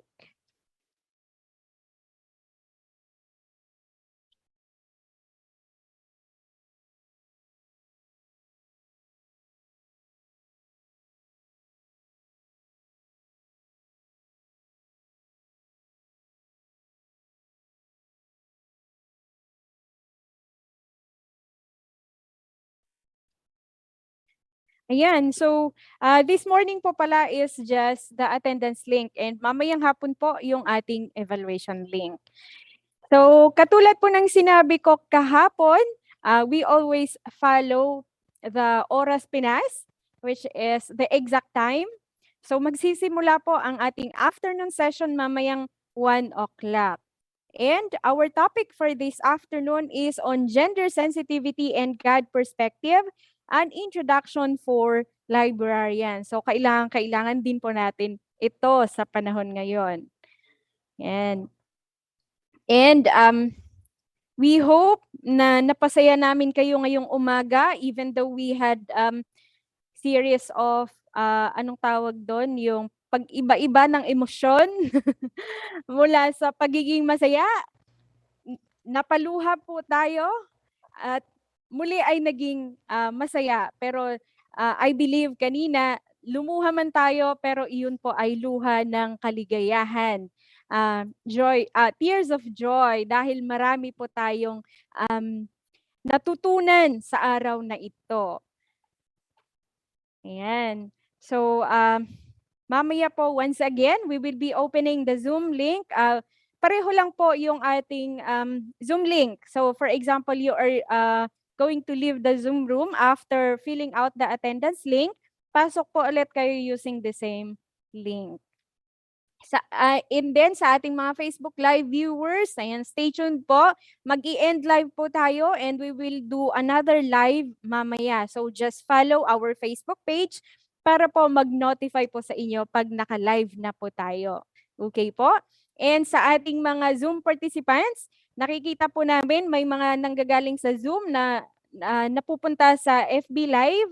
Okay lang po yan. Kung mahina po ang inyong internet connection, you can move to FB Live. And pareho lang din po.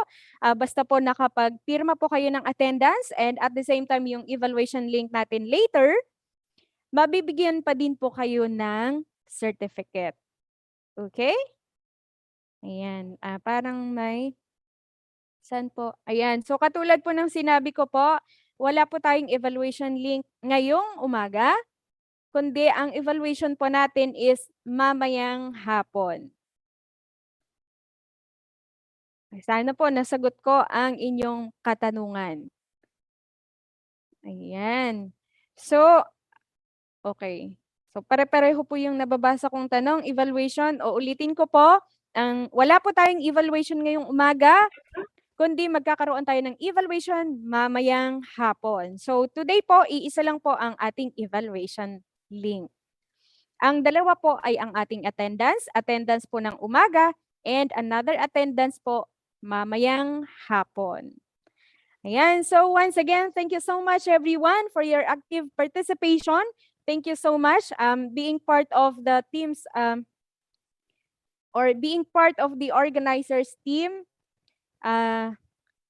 Nagagalak po kami, and we are very happy that we were able to provide an avenue for us to share our ups and downs and encourage each other to keep appreciating life no matter what it gives us. So dumaan man tayo sa winter, summer, spring, or fall, let's keep moving forward.